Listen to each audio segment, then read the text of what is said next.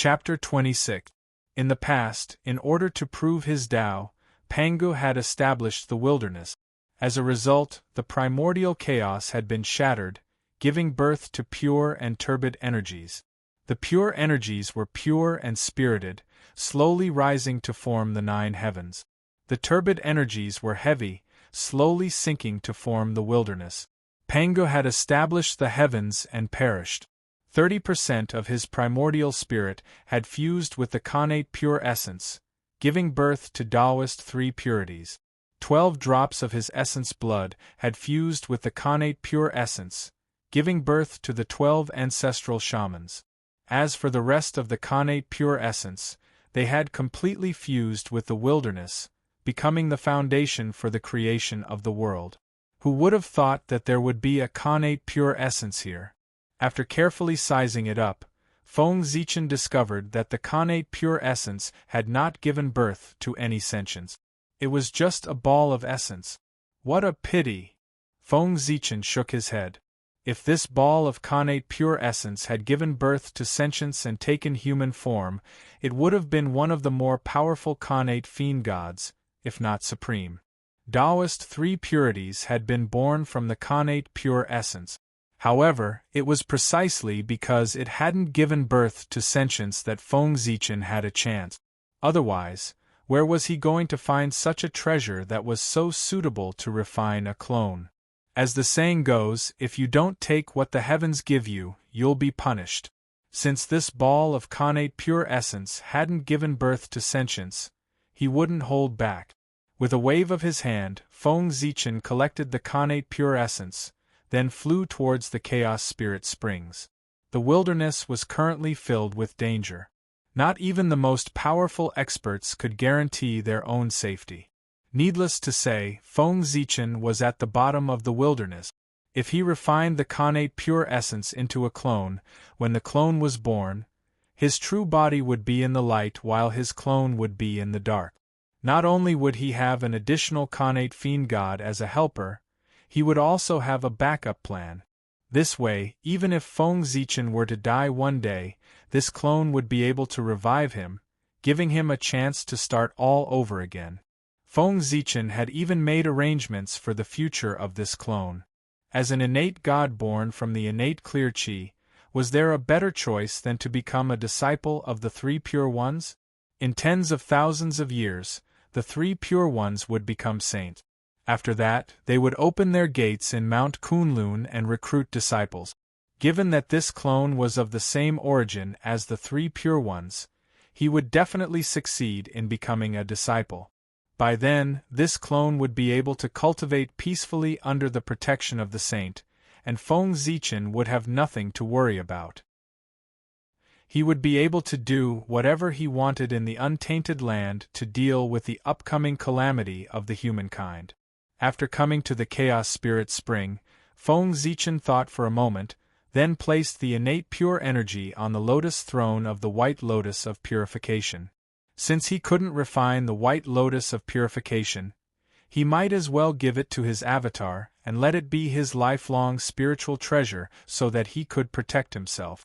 The avatar was equivalent to another him. There was no difference if the White Lotus of Purification was in his hands. Moreover, being born with the White Lotus of Purification could also speed up the birth of his avatar. It was killing 2 birds with 1 stone. After that, Feng Zichen cast out the Hongmeng Dao seal. In an instant, the Hongmeng Qi surged out and shrouded the surrounding 1,000 miles. The 3 immortal islands had the ability to conceal the heavenly secret. With the cover of the Hongmeng Qi, the heavenly secrets were suddenly blurred and temporarily blocked the heavenly Tao's senses. Taking advantage of this opportunity, Feng Zichen used the Hongmeng Dao seal as a knife and slashed at his own true spirit. A purple light flashed and his true spirit was split into 2. Enduring the pain of his true spirit being torn apart, Feng Zichen waved his hand and sent half of his true spirit into the innate pure energy. Using his own true spirit to refine his avatar, there was no possibility of the avatar betraying him. They were originally one person, so there was no need to talk about betrayal. After the true spirit entered his body, the innate pure energy burst out with a dazzling light. The Tao of the Nine Heavens' clear spirit was revealed and endless runes surrounded it. Moments later, the light dissipated and the innate pure energy turned into a divine fetus that swallowed the spiritual energy from all directions. Faint runes of the great Tao could be seen circling around it. Sensing Feng Zichen's true spirit aura, the world-cleansing white lotus that had 4 divine seals removed glowed slightly and spat out strands of creation chi into the divine fetus. After the divine fetus absorbed the creation chi, it spat out pure innate pure energy and infused it into the world-cleansing white lotus to slowly refine the remaining innate divine seals. Seeing this, Feng Zichen nodded in satisfaction. With the help of the world-cleansing white lotus, the speed of the Avatar's creation would be increased by a lot.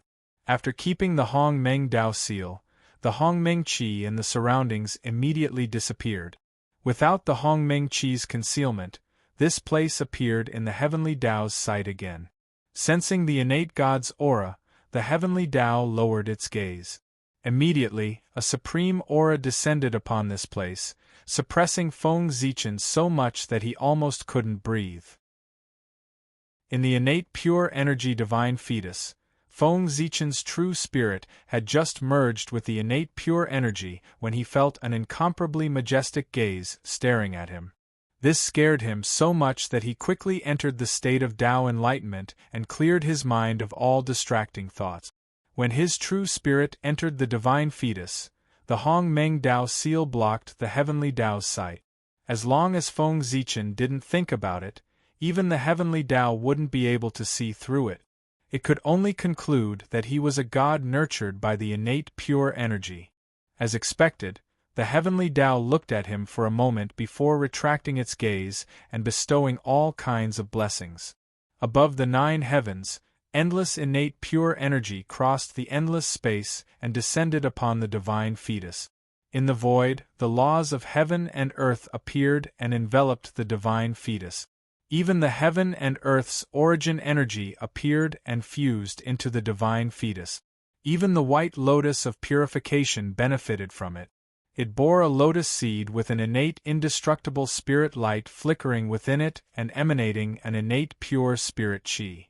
A green jade that emitted dense innate pure energy broke through the layers of space and landed in Feng Zichen's hand. The superior grade innate spiritual treasure, the 9 heavens divine seal, contained 34 innate divine seals and was a spiritual treasure bestowed upon him by the heavenly Tao. Since then, this incarnation's identity had been recognized by the heavenly Tao. Even if the saints came, they wouldn't be able to calculate his relationship with Feng Zichen. They would only get the same answer as the heavenly Tao, that he was an innate god nurtured by the innate pure energy. Seeing that the heavenly Tao had bestowed so many benefits upon his incarnation, Feng Zichen compared himself to the heavenly Tao, and his heart was filled with jealousy. The innate God was indeed the Son of heaven and earth. Before he was even born, he was already given a superior grade innate spiritual treasure. What would happen if he was born?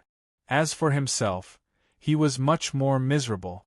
As the first postnatal living being, he was targeted by the heavenly Tao everywhere. Even when he first glimpsed into the cultivation state, he was met with heavenly punishment. If it weren't for his merits, he would have been destroyed by the heavenly punishment.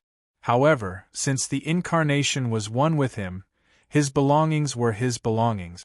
With this thought, Feng Zichen's mood instantly improved.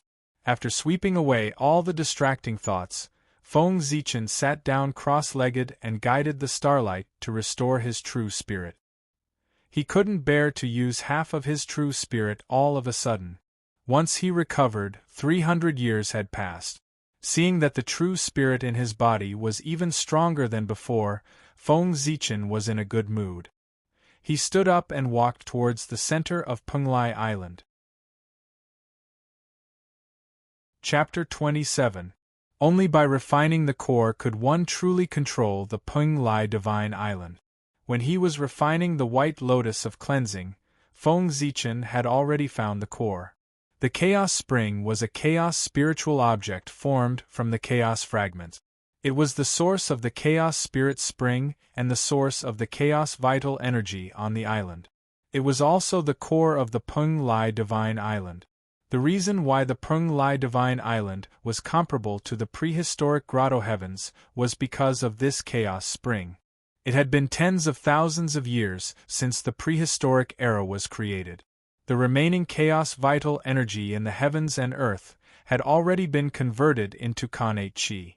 Only the prehistoric grotto heavens could extract chaos vital energy from the outer realms. The Peng Lai Divine Island was the only one in the world that had a chaos spring that could produce chaos vital energy. At least, that was what Feng Zichen knew. The chaos spring was not a spiritual treasure. He did not need to refine it. He only needed to imprint his true spirit imprint on it to control the island.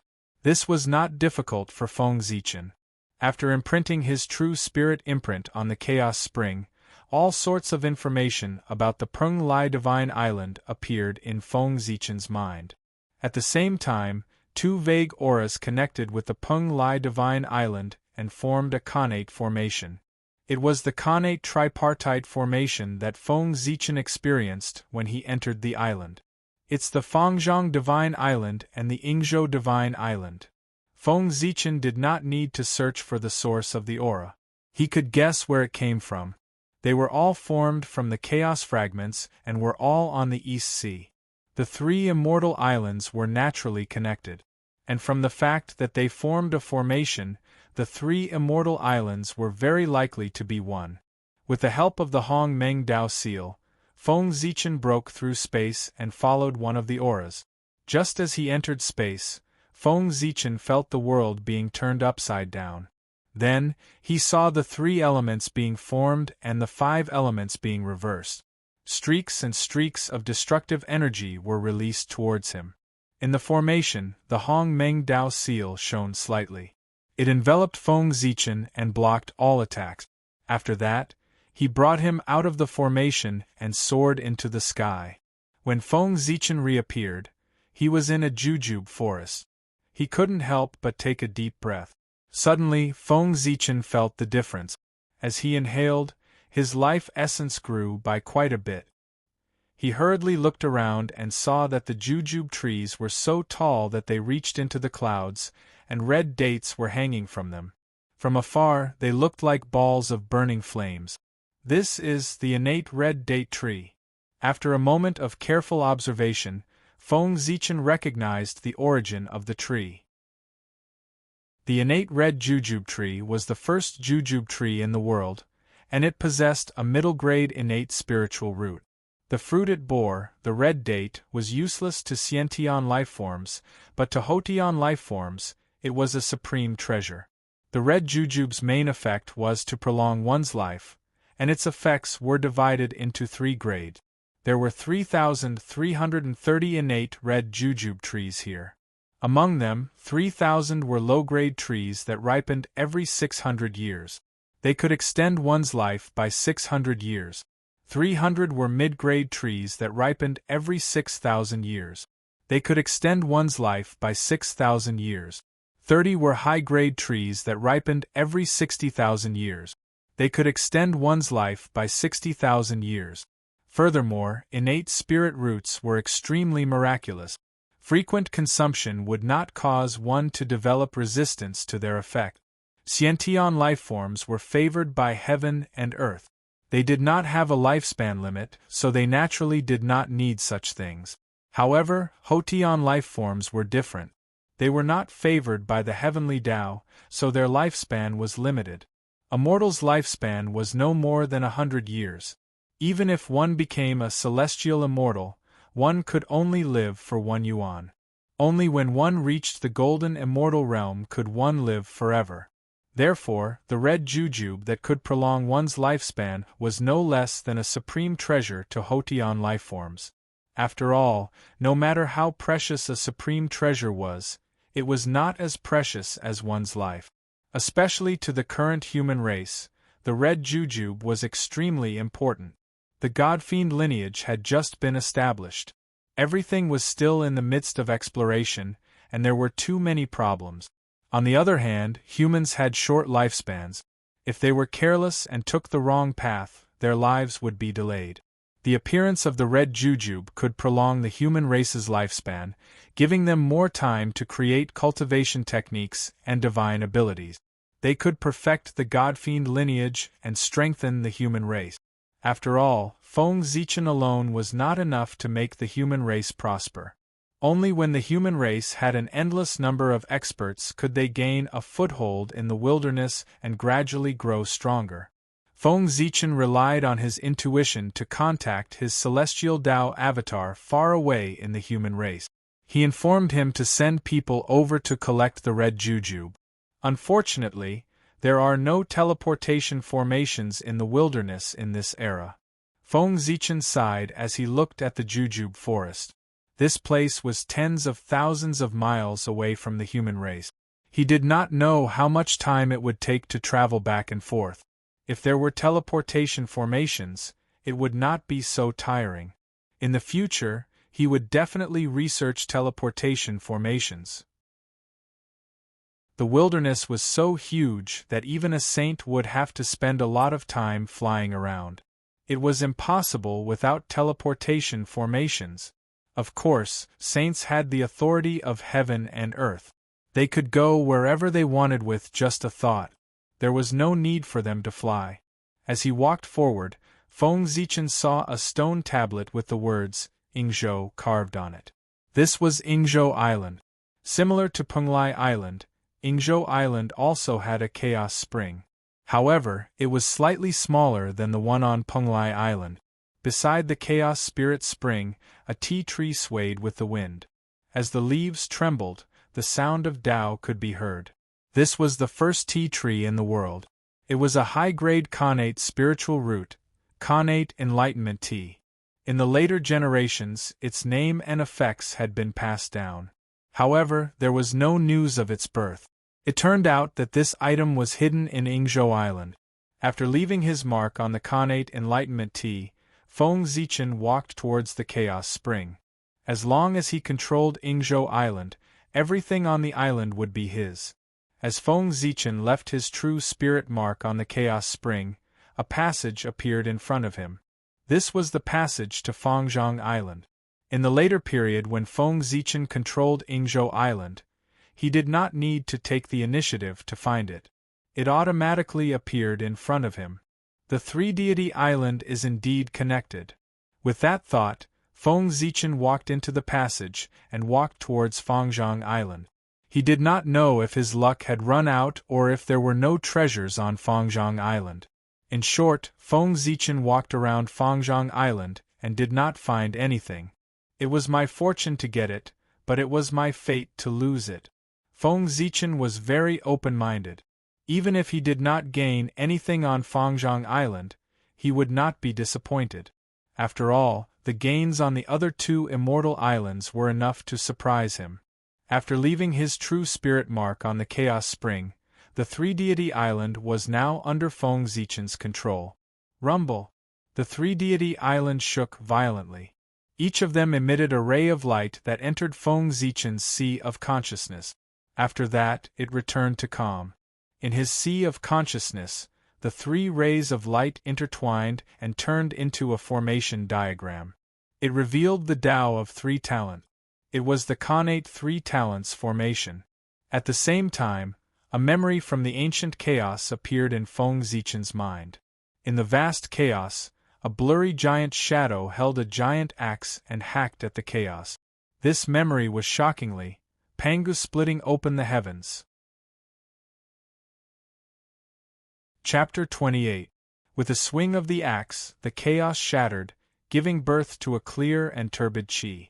After that, earth, fire, water, and wind appeared, forming a world with endless principles intertwined within. Seeing the chaos shattered and endless mysteries were born, Pangu was excited. He continued to swing the axe, breaking the chaos and splitting the heaven and earth. Seeing this, the 3,000 chaos demon gods rushed towards Pangu, trying to stop him from splitting open the sky. Pangu swung his axe to meet them, and a great battle broke out. At this moment, a gray pearl passed by. It was first struck by the axe, and then it endured the attacks of several chaos demon gods. In an instant, the pearl shattered, turning into thousands of flowing lights, scattering into the new world. Among them, 3 flowing lights wrapped around a piece of chaos fragment and landed on the East Sea, turning into 3 islands hidden in the void. It was the 3-deity island. The scene ended there, but Feng Zichen did not wake up. Pangu's axe light was like the light of the great Tao, and its trajectory was like the path of Tao. With a swing of the axe, the chaos shattered, the yin and yang appeared, the 3 forces formed, the 4 symbols formed, the 5 elements formed, and the 6 directions formed. With just a glance, endless great Tao appeared in Feng Zichen's eyes, causing him to be completely immersed in Tao enlightenment. However, Pangu's power of splitting open the sky was so great that it was not something that Feng Zichen could withstand. Not long later, he was forced to retreat from the state of Tao enlightenment because he could not withstand the power of the great Tao. So powerful! It's just an image from billions of years ago. Just looking at it for a while more can make me die. How terrifying! After coming back to his senses, Feng Zichen gasped with lingering fear. If the Hong Meng Dao seal had not woken him up, he would have died. However, he did not expect the 3-deity island to be a part of the Chaos Pearl's origin, combined with the Chaos Fragment. No wonder it was so magical. That's right. When Pangu was fighting with the 3,000 Chaos Demons, the pearl that entered by mistake and was smashed into thousands of pieces was the Chaos Treasure, the Chaos Pearl.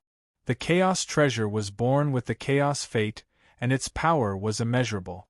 As a result, they were feared by the heavenly Tao and shattered one after another when the heavens were opened, transforming into numerous connate spirit treasures.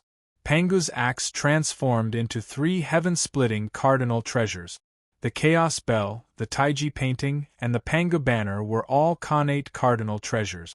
The 36th grade green lotus of creation transformed into 9 supreme grade connate spirit treasures, the 5 element flags of heaven and earth, the 4th grade lotus platform, and the 24th grade green lotus of creation, a connate cardinal treasure.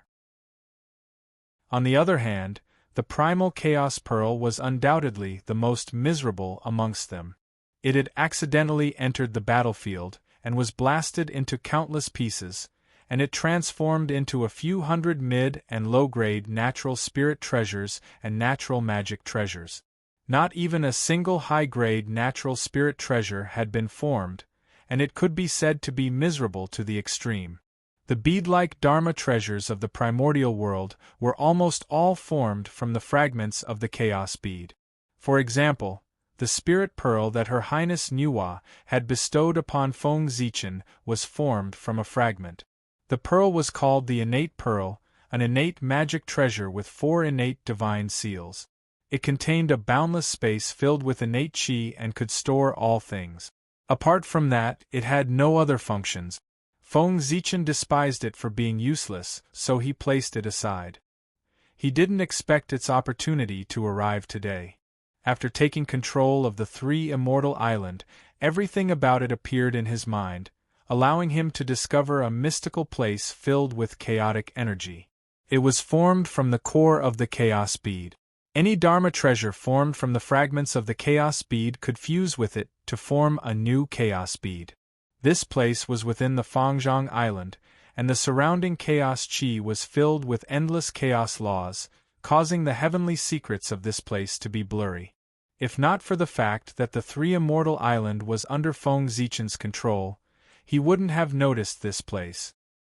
He gently threw the connate pearl into it, and the surrounding chaos chi seemed to have found its support and surged into the connate pearl. Innate divine seals were born in its body, and its color gradually turned gray. Seeing this, Feng Zichen's true spirit escaped into the connate pearl, and before the innate divine seals were formed, he imprinted his mark into it to refine this treasure. When he was refining the world-cleansing white lotus, it had already reminded him that if his cultivation level was too low, He wouldn't be able to refine it even if there was a connate spiritual treasure in front of him. Now, the chaos bead had yet to form, and the innate divine seals were still evolving, so it was the best time to refine it. Otherwise, when the chaos bead was born, it would be like the world-cleansing white lotus, and he wouldn't be able to refine it. Wouldn't that be a waste of effort?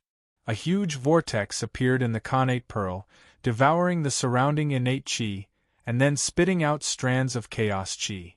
Countless chaos runes danced in it, forming the innate divine seals. Feng Zichen flashed to the center of the chaos runes and imprinted his mark on the innate divine seals that had yet to form. After that, he observed the formation of the innate divine seals and comprehended the truths of the Tao. On this day, a beam of light shot into the sky on Fangzhong Island, and the sound of Tao was endless. A pearl rose into the sky, releasing a myriad of colors and rays of Tao light. A moment later, the phenomenon disappeared, and the pearl turned into a stream of light and landed in Feng Zichen's hand.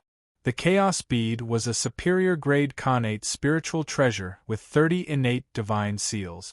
The chaos bead's level was not high, but it was not out of Feng Zichen's expectations. After all, the chaos bead was severely damaged, and its origin was severely damaged. It was not easy for it to remain a superior-grade connate spiritual treasure. However, the chaos bead was a former chaos treasure after all. It had the indestructible attribute and could repair itself, but it would take a very long time.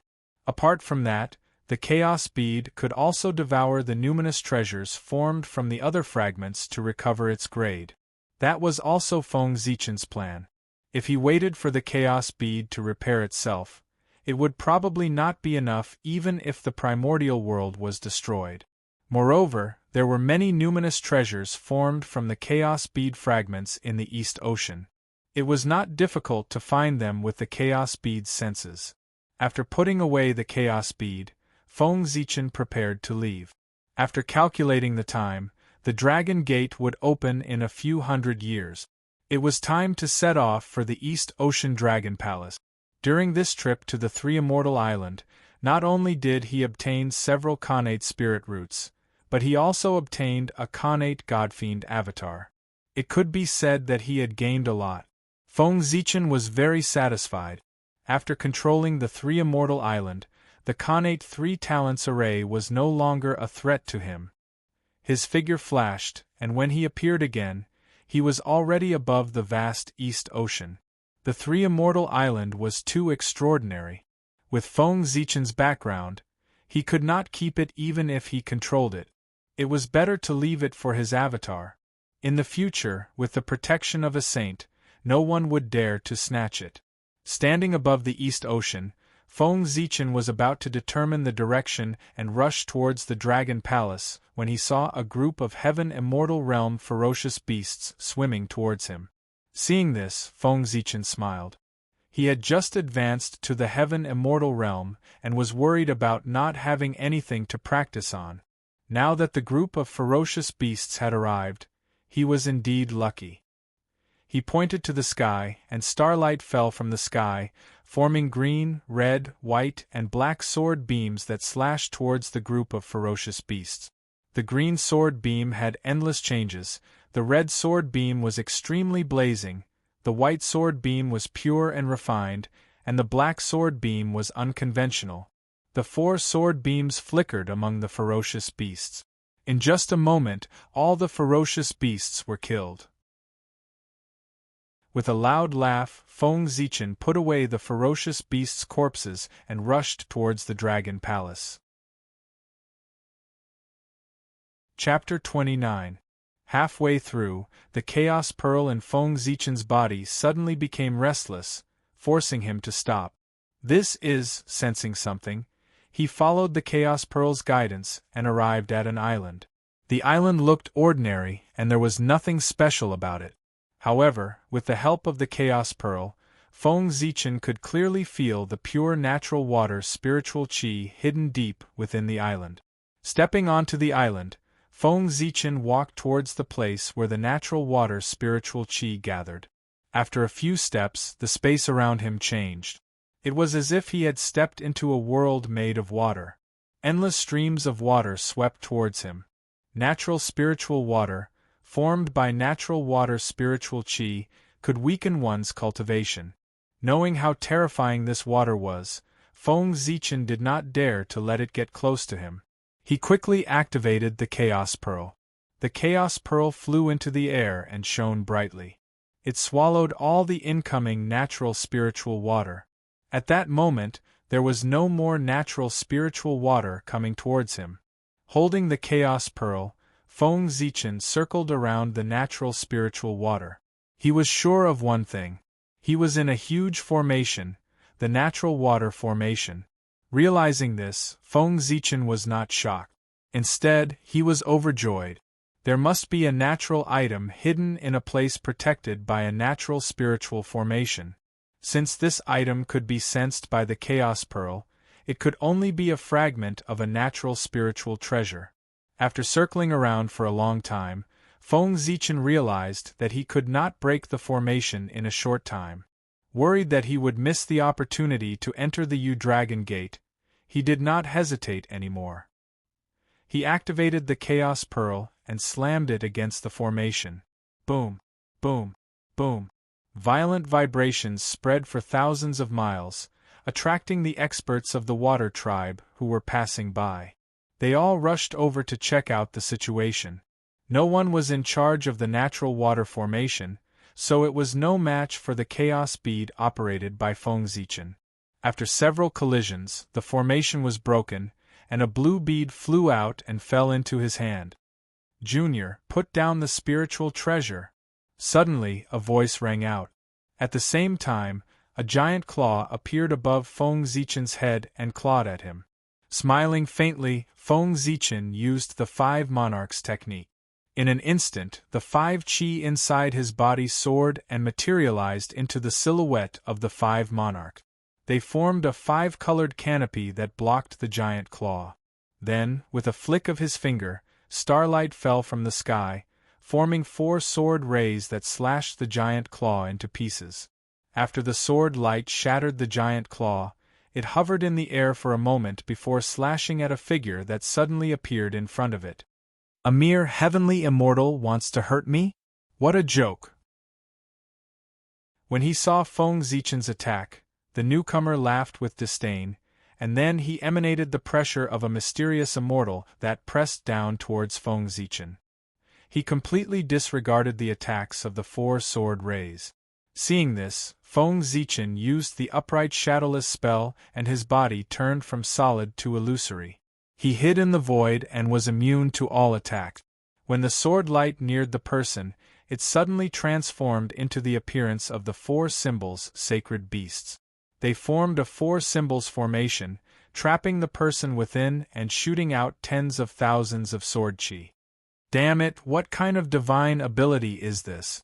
The newcomer was trapped in the sword formation. While resisting the sword chi, he tried to break free from the formation. However, the 4 symbols sword formation was supported by the power of the 4 symbols and could not be broken unless one was a golden immortal. No matter what he did, he could not shake the sword formation at all. At this moment, Feng Zichen saw the appearance of the newcomer clearly. He was a middle-aged man in a black robe with a slightly rough face. Coupled with his demonic aura, he gave off a ferocious feeling. That demon was trapped in the formation. Seeing that he could not break the formation, he was furious. He transformed into a black snake that was 10,000 feet long and almost broke the sword formation. After the black snake revealed its true form, its strength increased greatly. When the sword chi hit its body, it made clanging sounds and could no longer cause any damage to it. Roar! With a roar, streaks of black light gushed out from the black snake's body, causing the 4 symbols sword formation to shake and almost collapse. Seeing this, Feng Zichen raised his hand and 2 more sword lights condensed. One was as sacred as the heavens and turned into the shape of the Gauchen. The other was as steady as the earth and turned into the shape of the soaring serpent, falling into the 4 symbols sword formation. With the help of the two sword lights, the sword formation changed again and evolved into the 6 directions of heaven and earth, forming the hexagonal sword formation.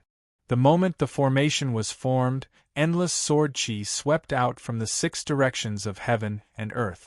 In just an instant, the black snake screamed. Its physical body was shattered and its true spirit dissipated. It was killed by the sword formation. Then, Feng Zichen used the flying shadow technique and disappeared into the void. He completely disappeared and rushed towards the Dragon Palace. In the void, Feng Zichen took out the Khanate spiritual treasure he obtained from the Khanate water spirit formation. At this moment, he finally had the time to look at the spiritual treasure. The Khanate water spirit pearl was a superior grade Khanate spiritual treasure with 30 Khanate divine seals. It was similar to the chaos bead. In the past, when Pangu opened the sky and evolved earth, fire, water and wind, when the chaos bead was broken, a few of the fragments were tainted with a trace of the origins of the 4 spirits and formed the 4 spirit pearls. The Khanate water spirit pearl was one of them. It was said that when the 4 spirit pearls were combined, they would form a supreme grade Khanate spiritual treasure, the world bead. Feng Zichen did not know whether it was true or not and did not intend to know. After all, no matter how good the world bead was, it could not compare to the chaos bead. Now, it was more important to restore the chaos bead.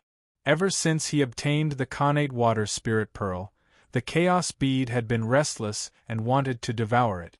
If not for the snake demon's attack, the chaos bead might have finished its upgrade. He threw the Khanate water spirit pearl into the chaos bead. The chaos bead trembled violently and streaks of chaos airflow attacked the Khanate water spirit pearl. The Khanate water spirit pearl shone brightly and Khanate water spirit chi flowed out to block the chaos airflow. Unfortunately, even though they were both superior grade Khanate numinous treasures, the chaos bead was a chaos cardinal treasure and its quality was extremely high. How could the Khanate water spirit pearl compare to it? In just a moment, the Khanate water spirit pearl shattered into runes and fused into the chaos bead, leaving a ball of Khanate water spirit origin floating in midair. After the chaos bead devoured the Khanate water spirit pearl, it burst out with a hazy gray light and created another 3 Khanate divine seals before it gradually quieted down. Seeing that, Feng Zichen's eyes twitched. A superior grade Khanate numinous treasure only gave birth to 3 Khanate divine seals. That was too little. Furthermore, it was harder to upgrade a numinous treasure. How many Khanate numinous treasures would it take to upgrade to a Khanate cardinal treasure? At the thought of this, Feng Zichen felt his scalp tingle. Shaking his head, Feng Zichen put this matter aside. At the end of the day, he was still too weak and was restrained everywhere. If he was strong enough, he could have anything he wanted. Looking at the Khanate water spirit origin, Feng Zichen thought for a moment and took out Zichen's sword, infusing the Khanate water spirit origin into it. Then, he channeled the Zhoxing power into Zichen's sword. After that, he cast a spell and the power of the 5 elements appeared. As the 5 elements circulated, balls of creation fire appeared and burned towards Zichen's sword. A few years later, Zichen's sword burst out with a dazzling sword light that illuminated a radius of 10,000 miles. A murderous aura swept out. After this refinement, the quality of Zichen's sword increased greatly and became a middle-grade Khanate numinous treasure with 24 Khanate divine seals. It even shone with Khanate divine light. This was the sign of going against the Khanate heavens. Chapter 30. However, it was extremely difficult for a spiritual treasure to go against the Khanate spirit. It was even more difficult than for a natural spiritual treasure to go against the Khanate spirit. A ball of Khanate water spiritual origin only gave Zichen's sword a chance to go against the Khanate spirit. Who knew how many hardships it would have to go through to become a Khanate spiritual treasure? In the untainted world, Only the Khanate's supreme treasure in Yuwa's hands, the cauldron of heaven and earth, had the ability to go against the Khanate's spirit. Other than that, no one had ever heard of anyone else who could refine a Khanate's spiritual treasure. This showed how difficult it was to refine a Khanate's spiritual treasure after birth. Even so, Feng Zichen was still very satisfied. With this bit of Khanate's spiritual light, the power of Zichen's sword had increased greatly. It could suppress magic treasures of the same level. So, what was there to be dissatisfied with? It took a lot of time to refine Zichen's sword. Now, it was closer to the opening of the Dragon Gate. Afraid that he would miss the opening of the Dragon Gate, Feng Zichen jumped into the water and used the abyss shrinking technique. The bottomless abyss was like a flat ground, and the distance of 10,000 miles was like a short distance. He shrank the ground into an inch and traveled 10,000 miles in one step. He sped towards the Dragon Palace. A few days later, in the depths of the East Sea, a crystal palace stood in the deep sea. It shone brightly like a big sun, illuminating the surrounding sea area. Another transparent light curtain enveloped the entire crystal palace, isolating it from the outside and preventing the seawater from entering. He took out a white dragon scale and touched the light curtain. After a flash, the light curtain opened up a passage. After Feng Zichen walked in, it closed again. This dragon scale was given to him by Ao Shui. Long before the Water Dragon King, Ao Shui had secretly given him a dragon scale. It was an old scale that she shed when she transformed into a 9-clawed cloud dragon. Although the Water Dragon King had given him a dragon scale, he had lived with Ao Shui for 100 years. He had only met the Water Dragon King once. How could he trouble him? After entering the territory of the Dragon Palace, Feng Zichen touched the dragon scale lightly. An invisible wave spread out, spreading towards the depths of the Dragon Palace. Then, he stood there and waited silently. At this moment, he felt a little frustrated. After all, he hadn't seen Ao Shui for almost 2,000 years. He didn't know if Ao Shui still remembered him. While Feng Zichen was worrying about his gains and losses, somewhere in the Dragon Palace, Ao Shui was lying on a cloud bed with blank eyes. No one knew what he was thinking. Suddenly, a familiar wave of energy came. Ao Shui was stunned at first, then overjoyed. It turned into a 9-clawed cloud dragon and flew out. "Your Highness, where are you going?" Outside the palace, a gorgeous woman hurriedly asked when she saw Ao Shui rushing out. "My friend is here. I'll go pick him up." Ao Shui identified the location and flew towards Feng Zichen. "Sigh. Princess, wait for me." Seeing Ao Shui flying out of the Dragon Palace without looking back, the woman was worried about Ao Shui's safety.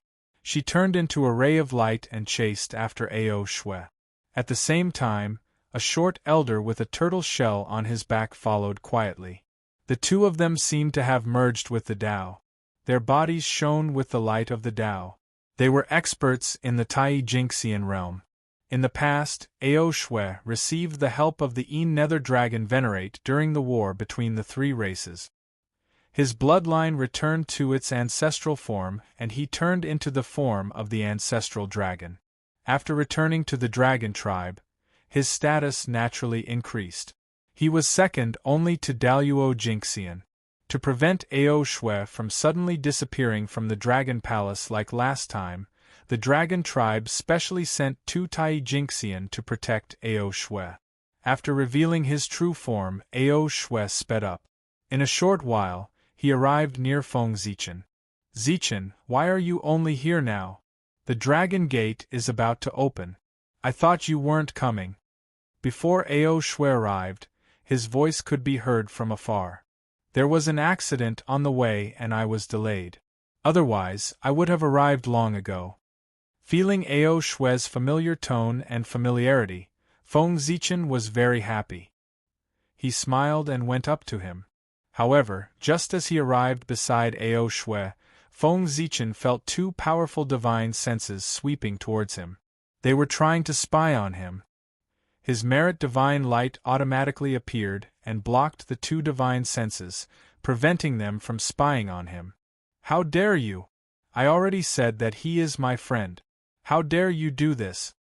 Before Feng Zichen could say anything, Ao Shui flew into a rage and scolded the woman and elder who had just appeared.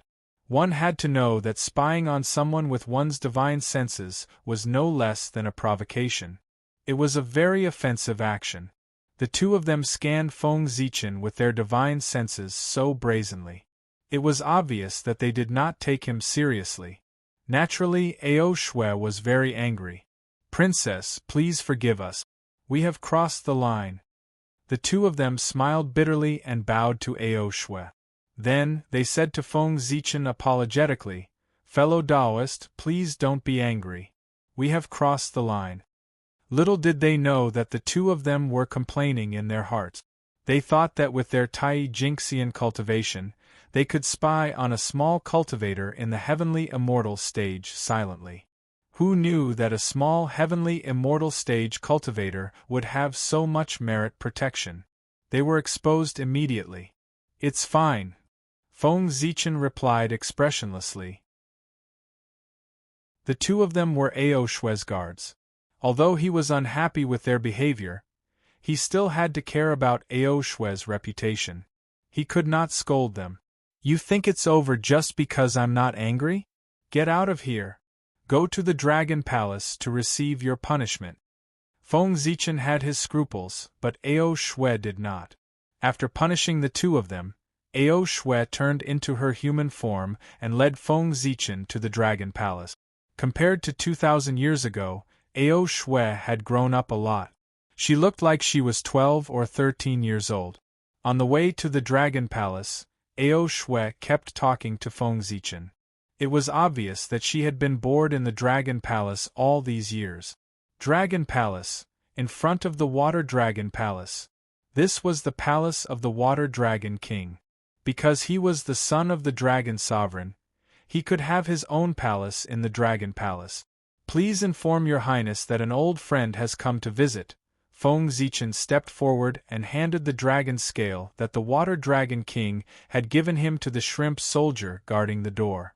Sensing the familiar dragon chi on the dragon scale, the shrimp soldier immediately understood that it was the dragon scale that his highness had shed. He quickly returned the dragon scale to Feng Zichen and warmly invited him into the palace. He did not show any neglect because of his sky immortal cultivation. Exalted God, please wait here for a moment. His Highness will be here soon. After bringing Feng Zichen to the front hall, the shrimp soldier retreated. Not long after the shrimp soldier left, a few clam girls walked in with various spiritual fruits in their hands. They placed them in front of Feng Zichen for him to taste. Not long after, the handsome water dragon god walked in wearing a green robe. Zichen clan, long time no see.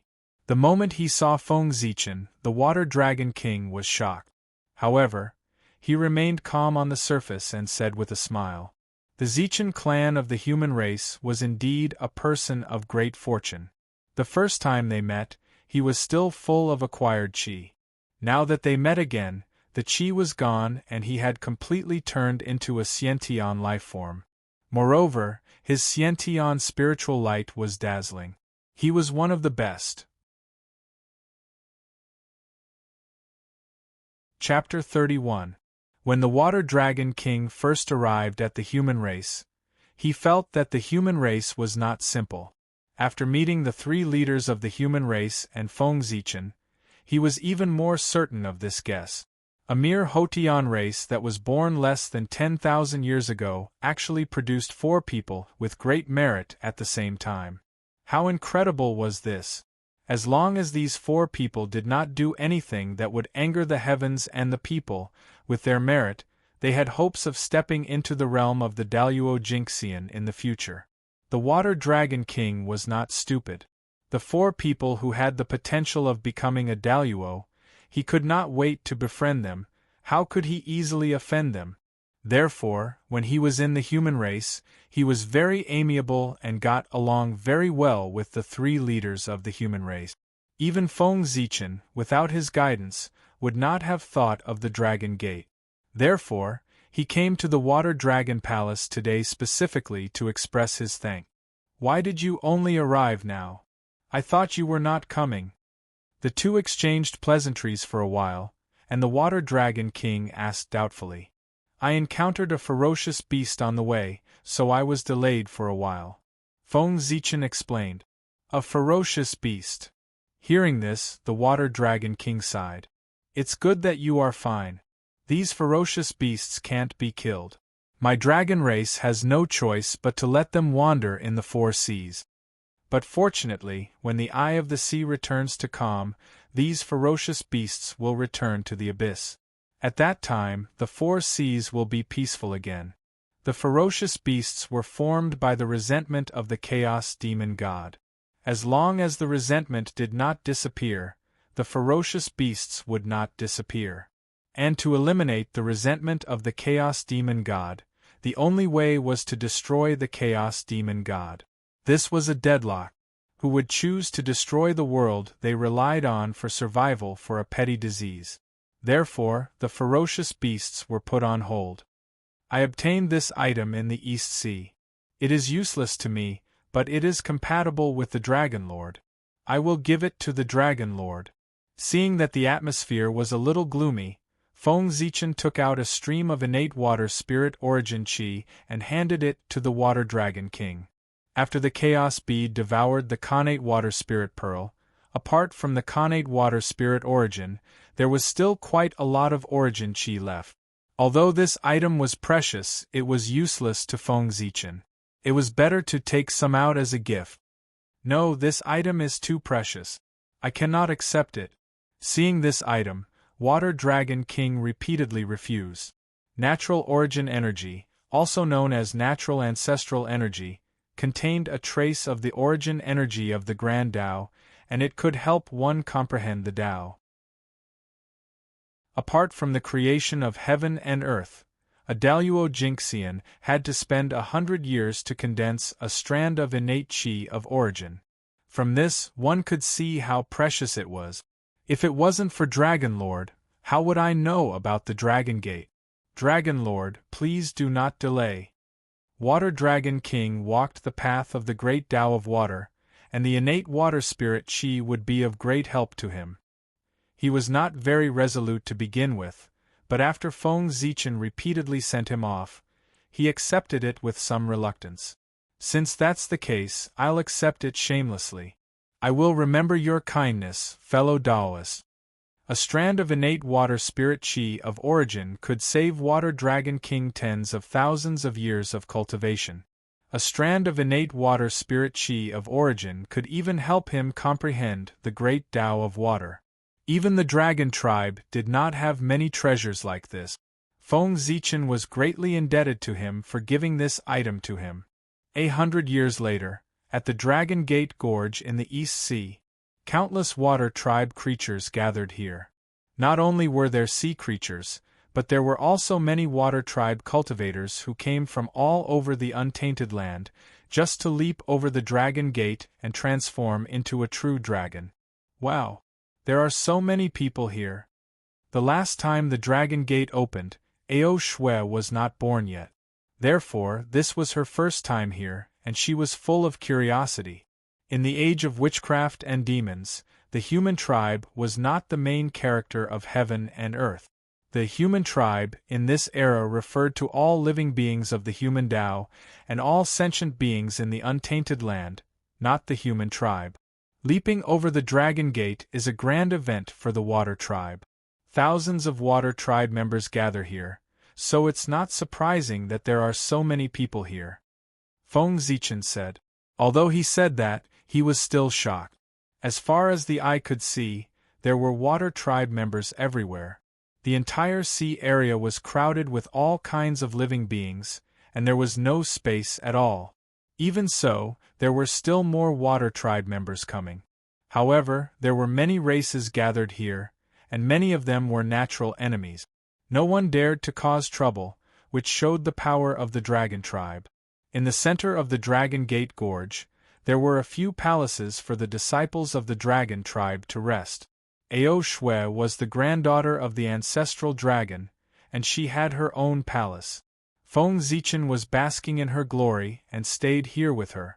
When the dragon gate opened, only the disciples of the dragon tribe would be able to leap over the dragon gate.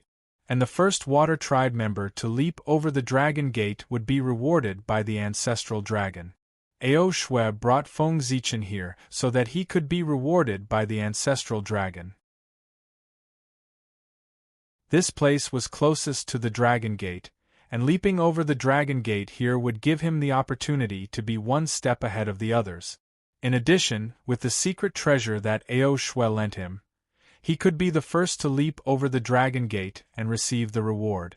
Since Feng Zichen stayed here, 3 years had passed in the blink of an eye. On this day, a figure appeared in the sky above the dragon gate gorge.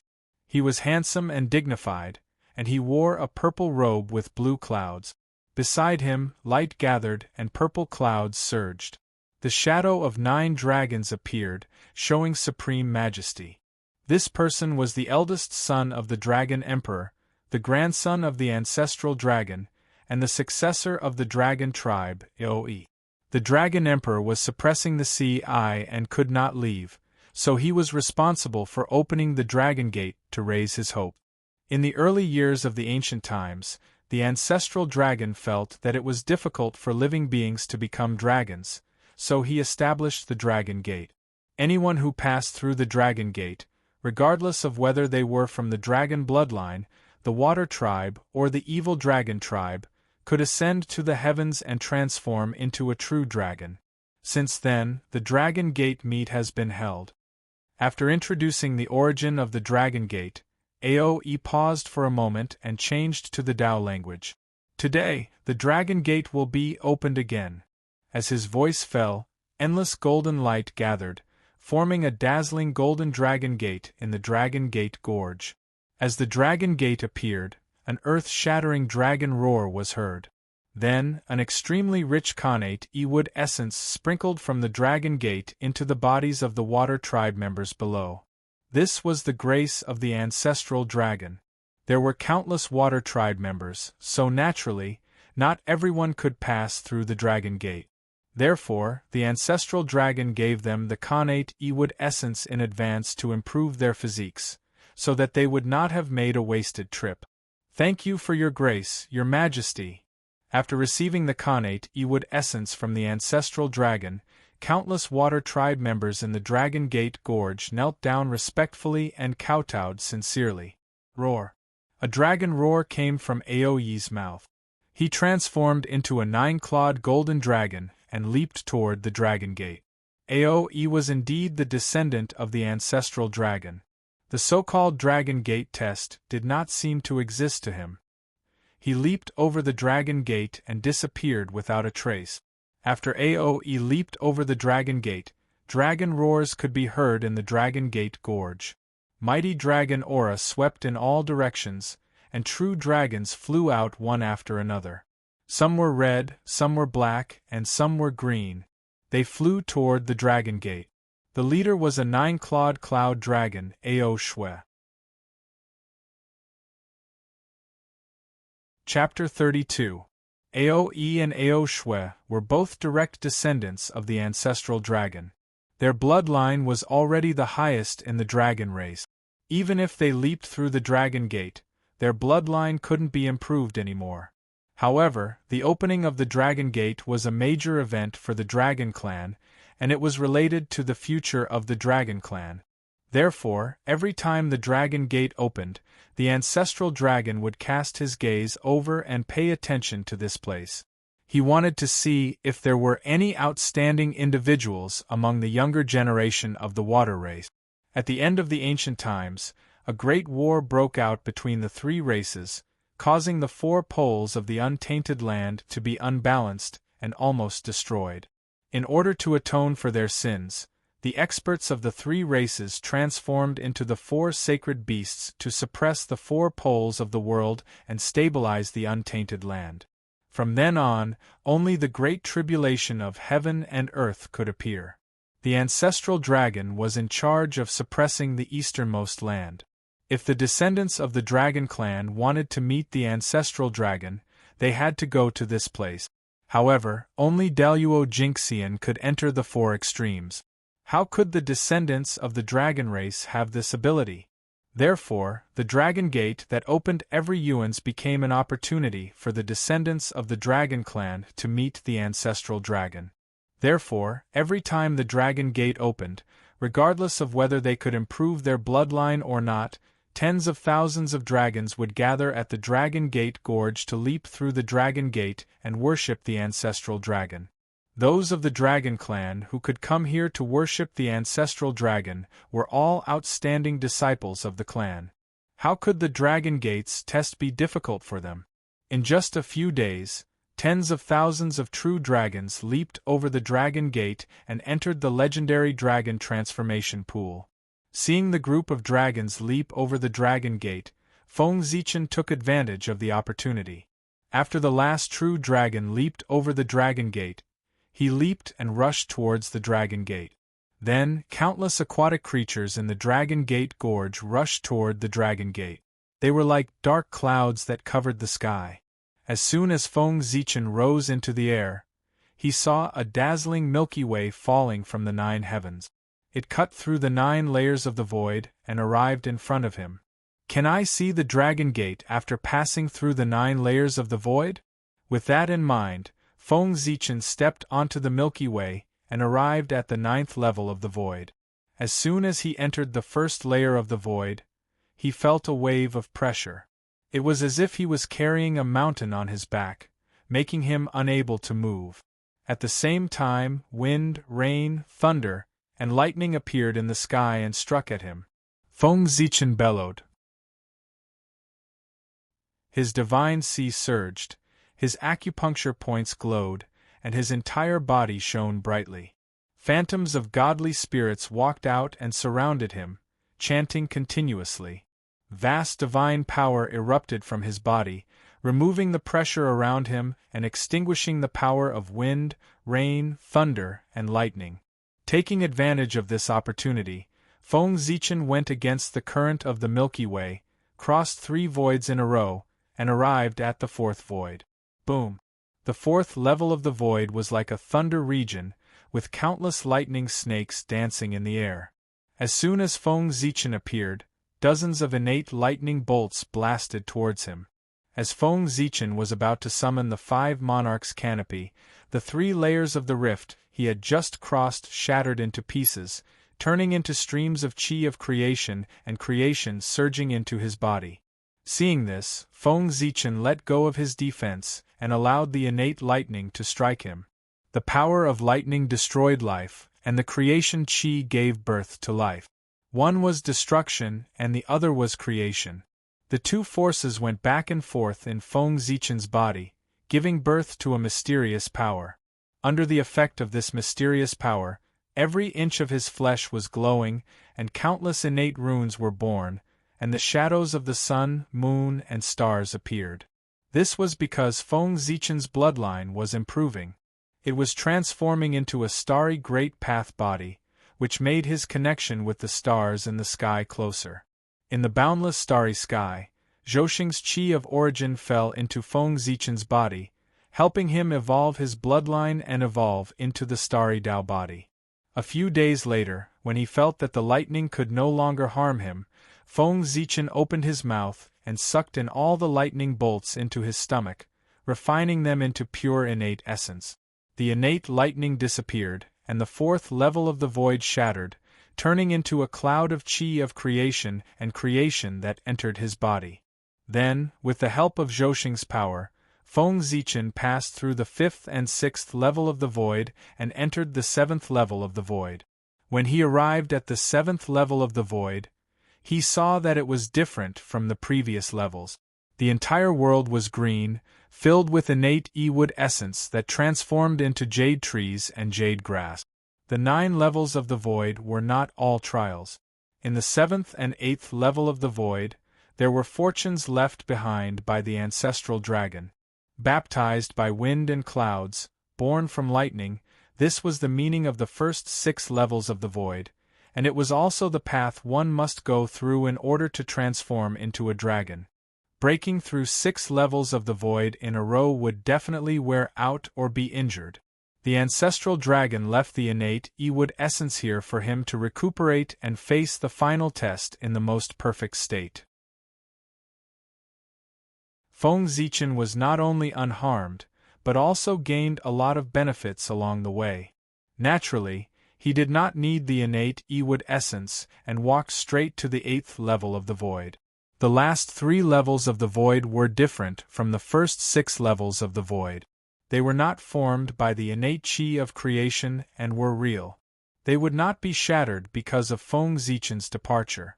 In the 8th level of the void, there was a giant tree rooted to the sky. Its crown was so big that it covered the entire sky. Endless innate E-wood essence fell from its body and scattered in all directions. On the tree, there was a giant azure dragon coiled around it, emitting innate E-wood essence chi. This was the supreme grade innate spiritual root, Jianmu. The azure dragon coiling around it was not a living creature, but a transformation of the innate E-wood essence. Any Tai Jinxian who came here would be able to become a Daluo Jinxian immediately after refining it. However, Feng Zichen did not dare to have the slightest intention of peeking at this item. Not to mention that this tree was the ancestral dragon's supreme treasure. He might not be able to walk out of here alive after touching it. This item was a sacred item that suppressed the East Pole. Once something happened to it, the East Pole would lose its balance. Under the monstrous negative karma, even the entire human race would not be able to bear it. However, even if he could not take the tree away, he could take something from it. Everyone who came here proved their excellence and had the potential to become a dragon. This was the reward that the ancestral dragon gave to those who came here. As for what one could get from the Jianmu, it all depended on one's luck. Some people got leaves, some got spirit fruits, some got branches, and so on. Feng Zichen came to the Jianmu's side and touched the tree trunk gently. A green spirit fruit appeared in his hand. A spirit fruit? The spirit fruits produced by the Jianmu had different effects. Some could give one a small divine power, while others could increase one's cultivation level. If one did not eat it, one would never be able to guess its effect.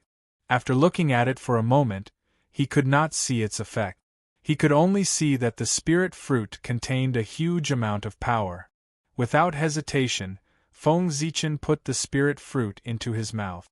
Thinking about it, with his luck, the spirit fruit he got must be a top-grade spirit fruit. The spirit fruit melted in his mouth and turned into a warm current in his body that spread to his limbs and bones. Hiss!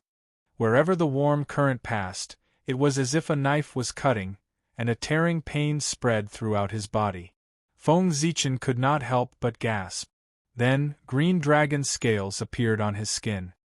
His limbs were transforming into dragon claws. His forehead also bulged as if dragon horns were growing out. His tailbone was also trembling violently as if a tail was growing out. This was the dragonification fruit.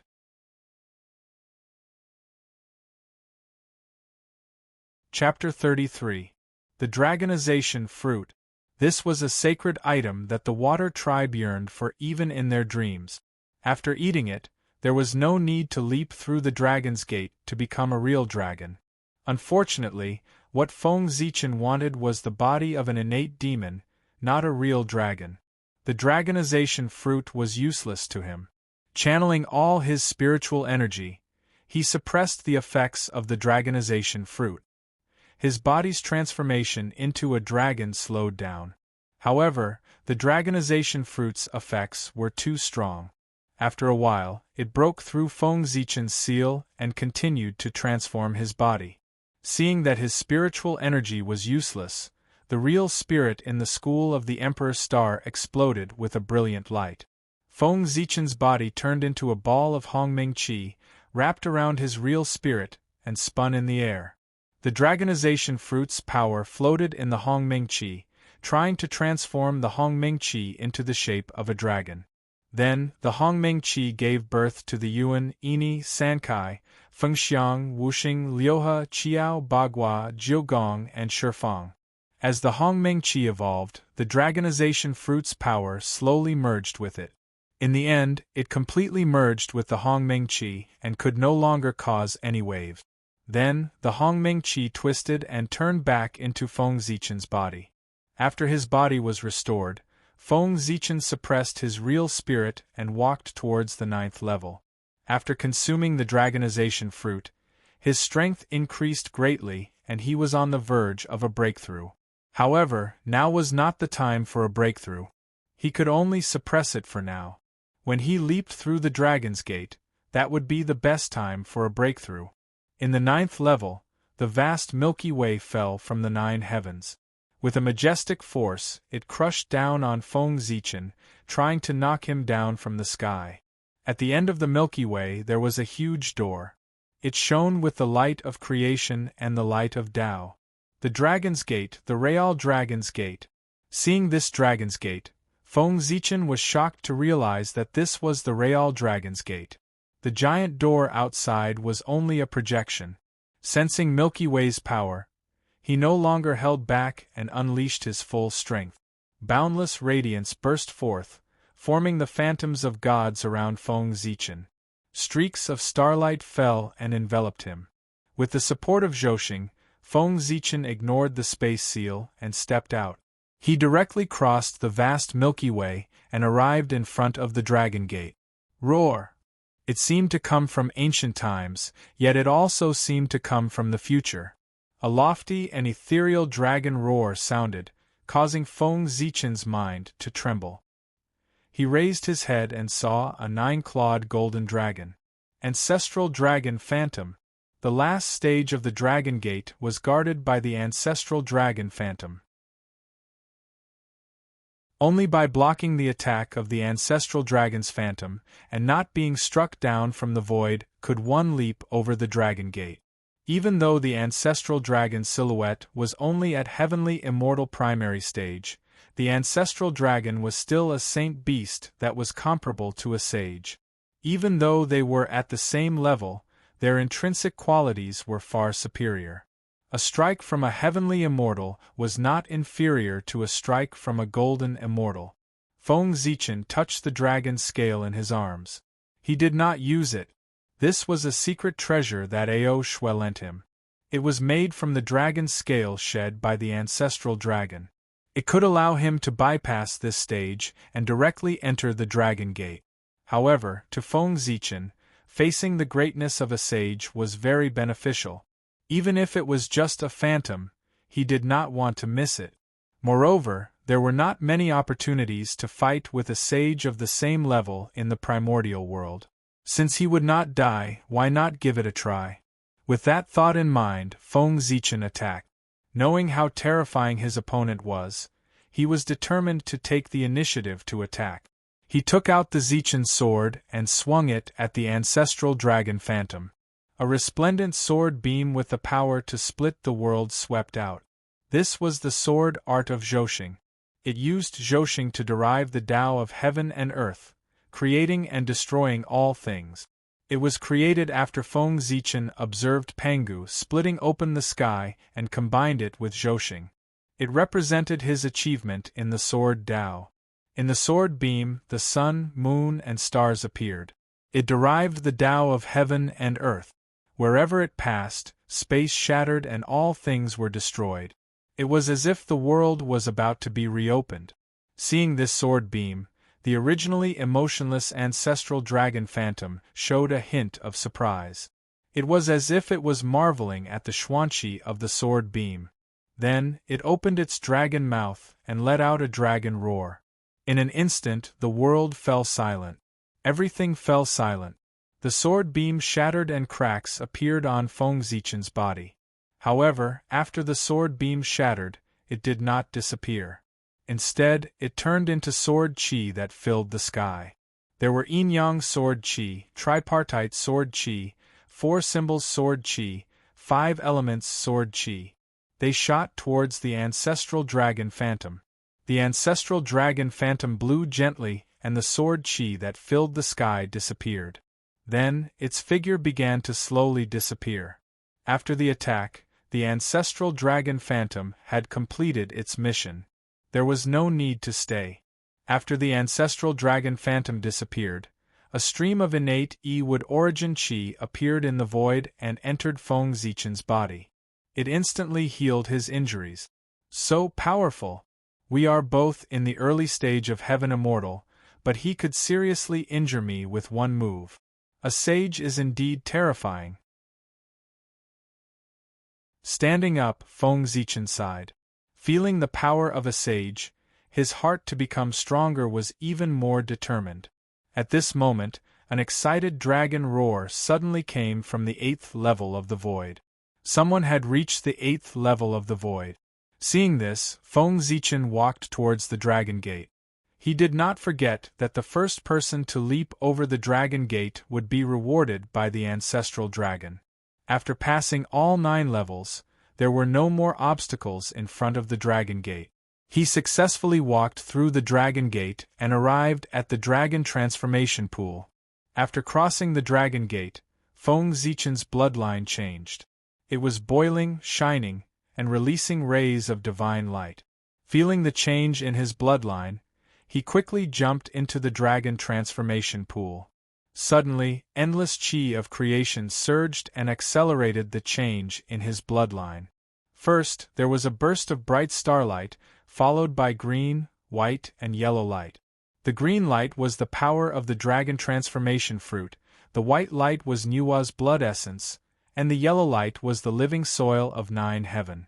These bloodline powers that were refined by Feng Zichen were reawakened with the help of the dragon gate. Looking at the messy bloodline in his body, Feng Zichen frowned. Immediately, he activated the star bloodline with all his strength, trying to force out the other 3 bloodlines. Nua's blood essence and the living soil of 9 heaven were rootless trees. Under the pressure of the star bloodline, their powers were quickly forced out and turned into 2 drops of blood essence that floated beside Feng Zichen. Only the azure dragon bloodline produced by the dragon transformation fruit was strengthened by the dragon transformation pool and fought with the star bloodline. This showed on Feng Zichen's body. He turned into the azure dragon body one moment and then into the Taoist body the next, switching back and forth between the two. After an unknown period of time, the 2 bloodlines gradually reached a balance, turning into the shape of a dragon's head, human body, and dragon tail. It was as if heaven and earth were created. An inexplicable Taoist rhyme was emitted from this body. According to legend, when Pangu was born, 9 changes occurred in one day. He was like a god in the sky and a saint on the earth. The shape of a dragon's head, human body, and dragon tail was one of them. It was the great Tao body. After achieving the Taoist body, Feng Zichen fell into an epiphany. In the school of the Emperor's Star, the true spirit shone brightly and produced endless great Tao runes. Chapter 34. Suddenly, the heavenly Tao space appeared in Feng Zichen's sea of consciousness. His true spirit flew out of the school of the Emperor's Star, broke through layers of space, and arrived at the 7th level of the heavenly Tao space. He, who was already on the verge of a breakthrough, no longer suppressed his cultivation with the help of the dragon transformation pool. He broke through the 7th level of the heavenly Tao space in one go and advanced to the late-stage Heaven Immortal realm. In the heavenly Tao space, endless great Tao runes flowed out of his true spirit and imprinted in all directions, forming a great Tao chain in the first 7 levels of the heavenly Tao space.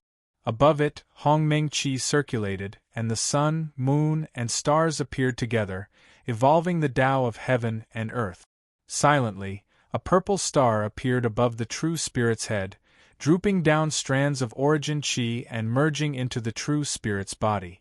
In an instant, purple light lingered around the true spirit, giving birth to all kinds of connate runes, emitting a supreme and extremely noble aura.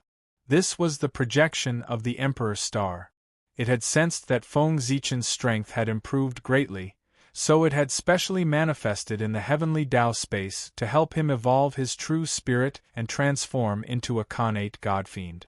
The God-fiend lineage did not cultivate the essence soul. They only wanted the true spirit to be immortal and indestructible. Compared to the essence soul, the true spirit had more magical uses. It was more compatible with the great Tao, easier to comprehend the Tao, faster to cultivate and more powerful. However, everything had its pros and cons. The true spirit had so many advantages, but the disadvantages were also very obvious. Before becoming a golden immortal, the true spirit was weak.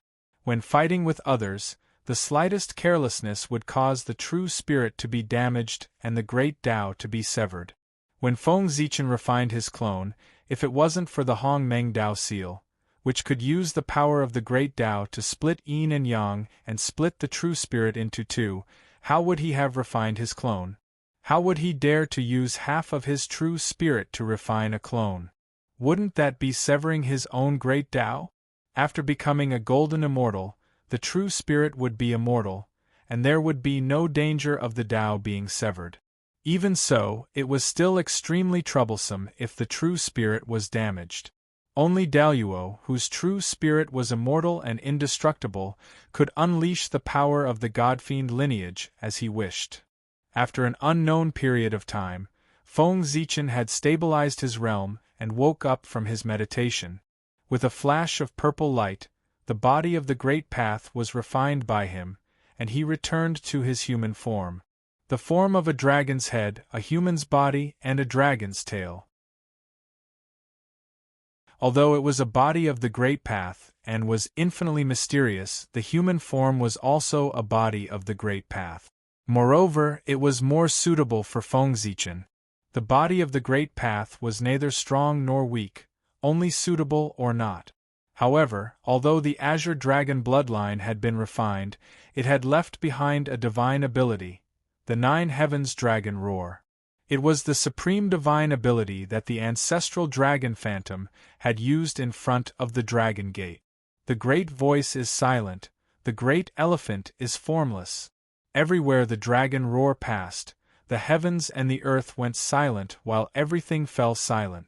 It silently annihilated everything, and it was a supreme divine ability.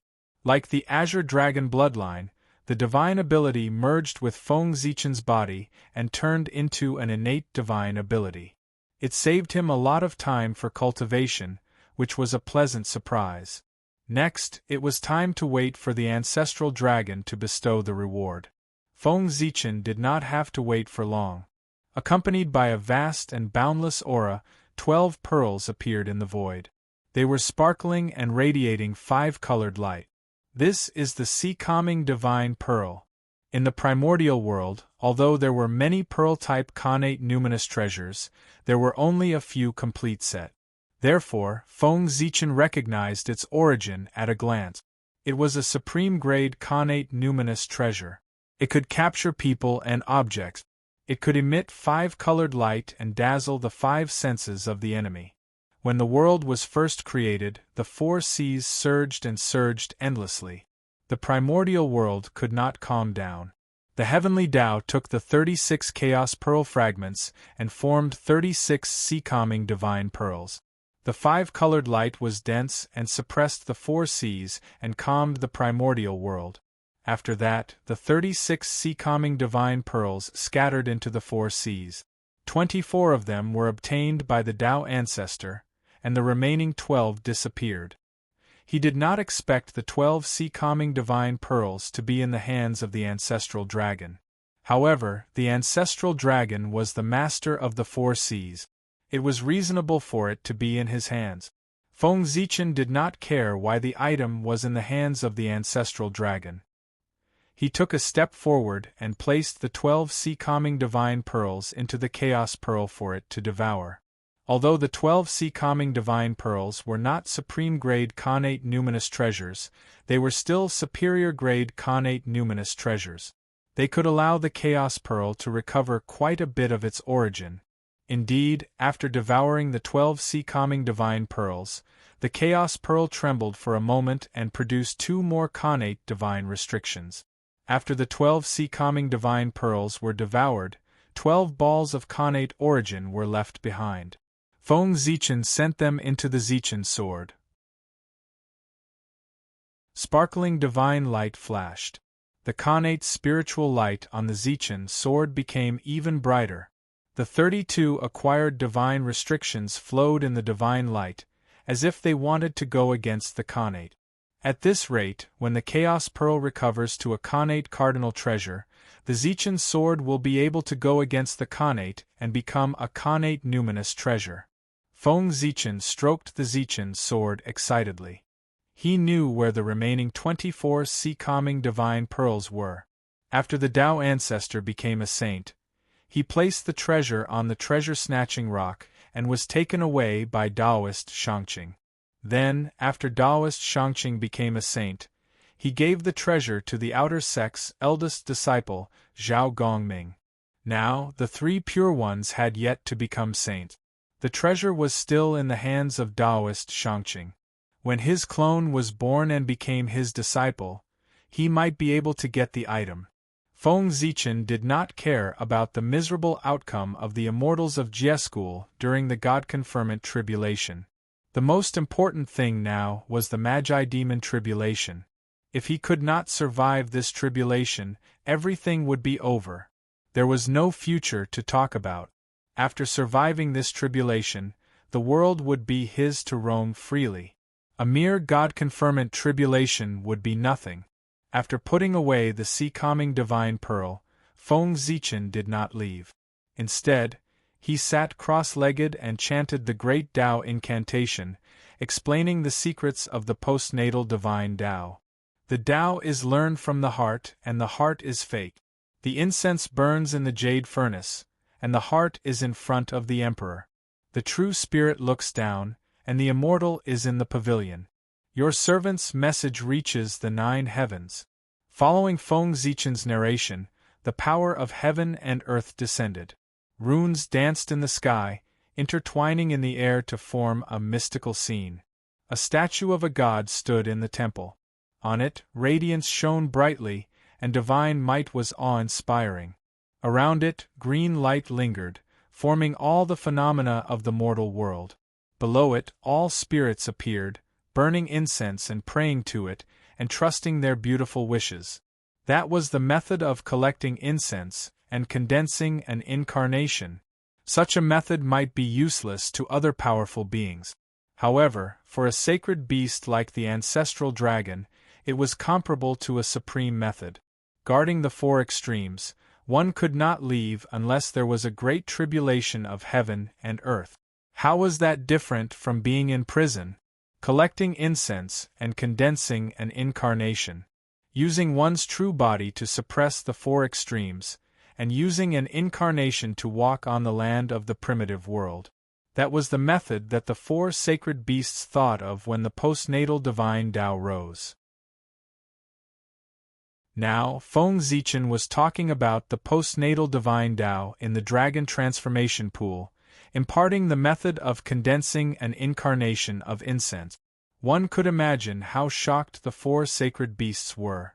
In the depths of time and space, in a space completely formed by the great Tao of the 5 elements, 5 indescribable consciousnesses gathered together and silently watched Feng Zichen, deducing the feasibility of the incarnation of incense. Now that they met again, the hatred in their hearts had disappeared, and only endless melancholy was left. The more they deduced, the more they felt that this method was magical. It was as if it was tailor-made for them. They couldn't help but laugh. Seeing this, the ancestral dragon nodded and lowered a divine thought into the dragon transformation pool.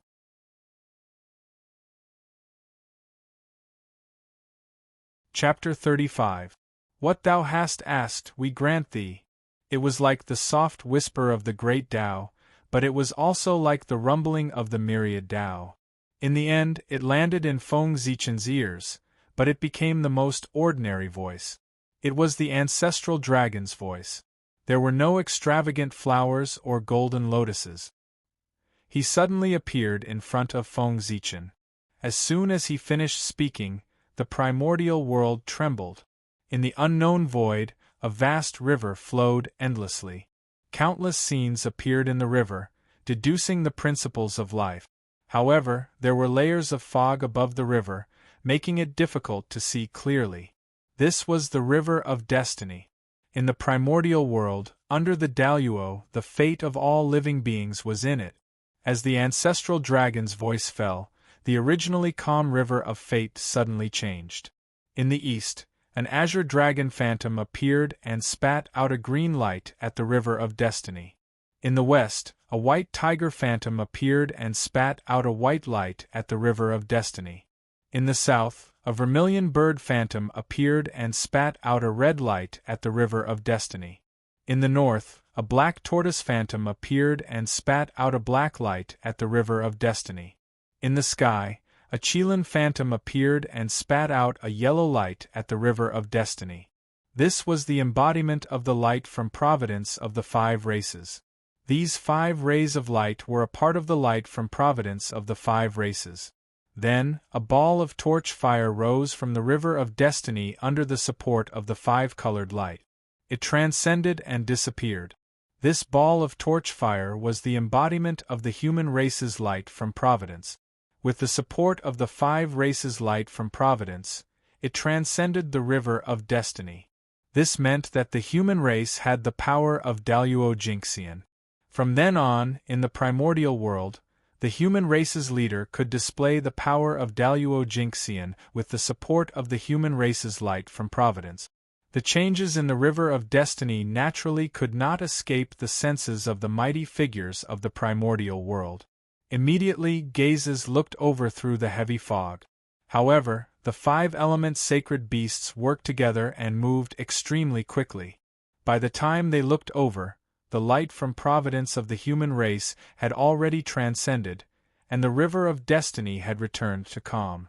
The mighty figures searched the river of destiny for a moment and did not find anything unusual, so they retreated one after another. Only Her Highness Nuwa, who was connected to the destiny of the human race, understood what had happened. In Emperor Nvua's palace, Nuwa frowned and pondered for a while. Then, she waved her hand and covered the fortune of the human clan. Therefore, no one could find out the anomaly of the human clan. The fact that the destiny of the human race had transcended from the river of destiny was undoubtedly going to have a huge impact on the human race. In the territory of the human race, the earth veins changed, and many spirit springs were formed. Endless Kane Chi gathered, and all kinds of spirit herbs were born. The 5 golden immortals were replenished by their luck. Their true spirits were ethereal and became one with the Tao, stepping into the realm of Tai Jinxian.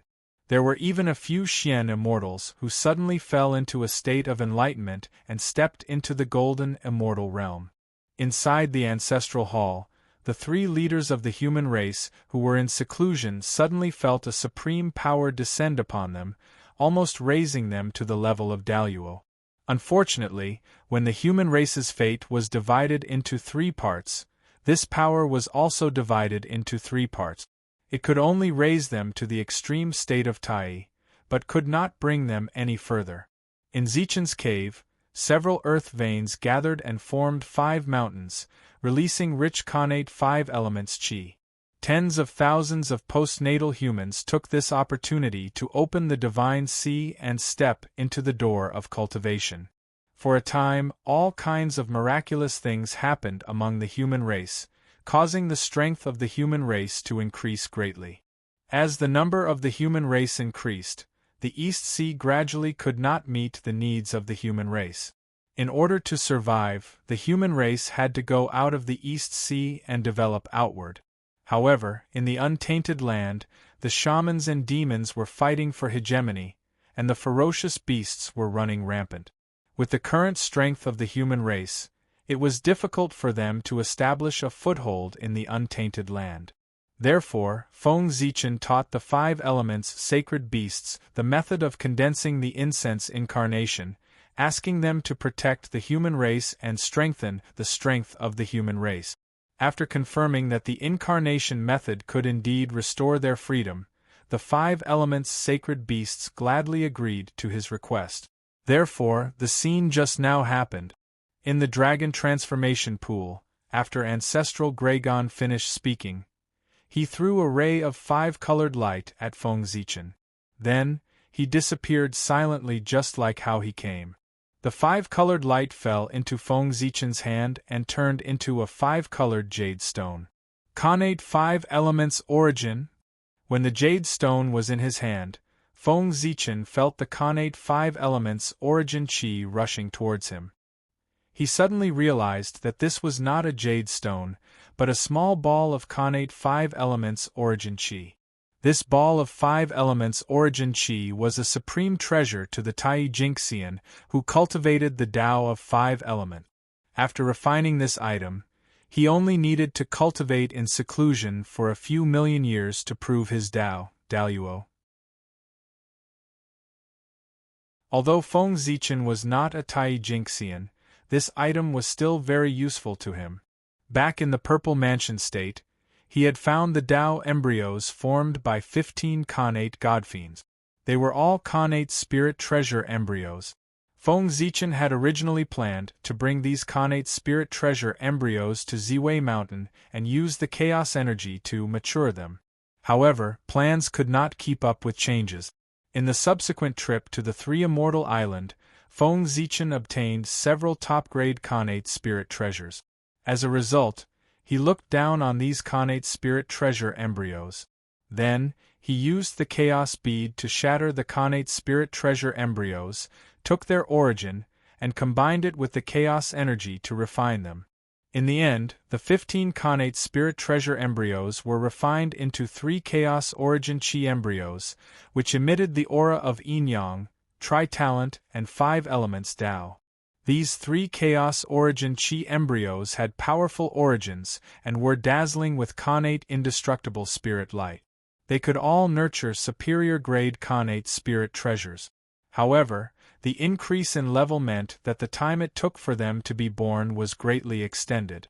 For the tri-talent origin chi embryo, Feng Zichen still had the connate tri-talent formation, which could help it evolve quickly.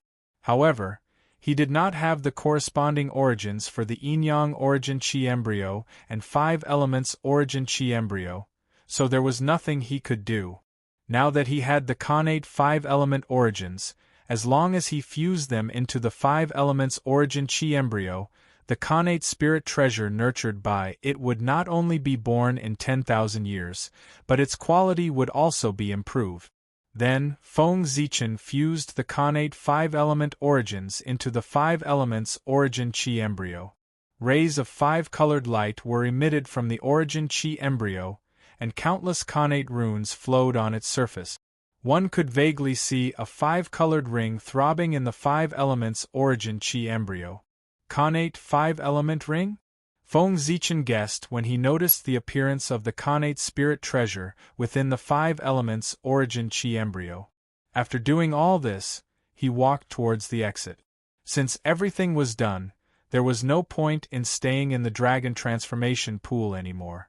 It was time to leave. When he arrived at the exit of the dragon transformation pool, a dazzling dragon path appeared in front of Feng Zichen. The dragon path meandered for 30,000 miles, and there were many jade lotus flowers covering the white jade tiles. This was a path specially prepared for true dragons. Well, those who could come here were those who had made the great leap and transformed into true dragons. This dragon path was prepared for them. He was probably the only one who refused to transform into a true dragon. With that thought, Feng Zichen stepped onto the dragon path.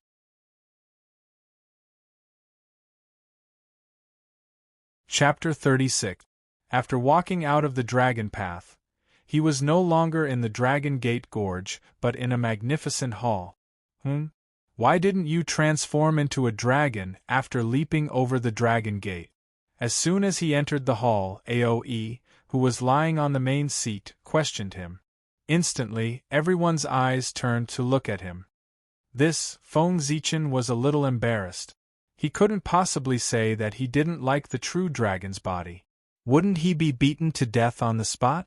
He also forgot that those who could walk out of the dragon transformation pool were all true dragons.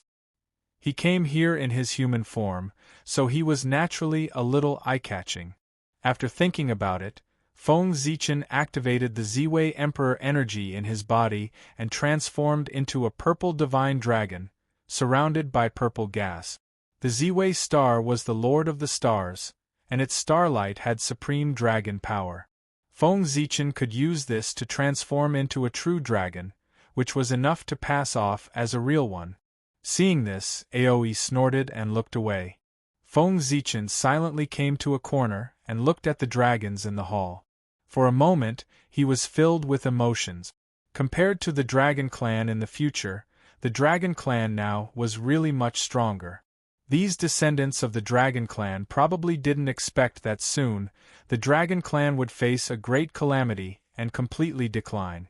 Dijun, who couldn't touch the Eldritch world, turned his attention to the Four Seas and asked the Dragon Clan to belong to the Demon Clan. As the former overlord of the world, how could the Dragon Clan be willing to submit to others? Naturally, they wouldn't agree to the Demon Clan's request. After that, Dijun was furious and personally led the Demon Clan's experts to attack the Dragon Clan. Without the ancestral dragon, how could the Dragon Clan be a match for the Demon Clan? After a great battle, the Dragon Clan's experts were all killed and injured. Feng Zichen taught the incense flame incarnation technique to the 5 elements sacred beast. In addition to obtaining its protection, he also wanted to see how Dijun would attack the Dragon Clan with the ancestral dragon's incarnation. A few hundred years later, in the 7 Luminaries prefecture of the East Sea, under the escort of 5 primordial Unity Golden Immortals, a huge ship carrying millions of humans arrived at this place and started a new life. In the air, the human elder Yu said to Feng Zichen in excitement, "Zichen clan, thank you so much." "Elder, you're exaggerating." Feng Zichen waved his hand and hurriedly said, "I'll have to trouble you to take care of these humans in the future. Compared to that, I'm just talking. It's nothing." The 7 Luminaries province was made up of 7 islands with a radius of tens of thousands of miles.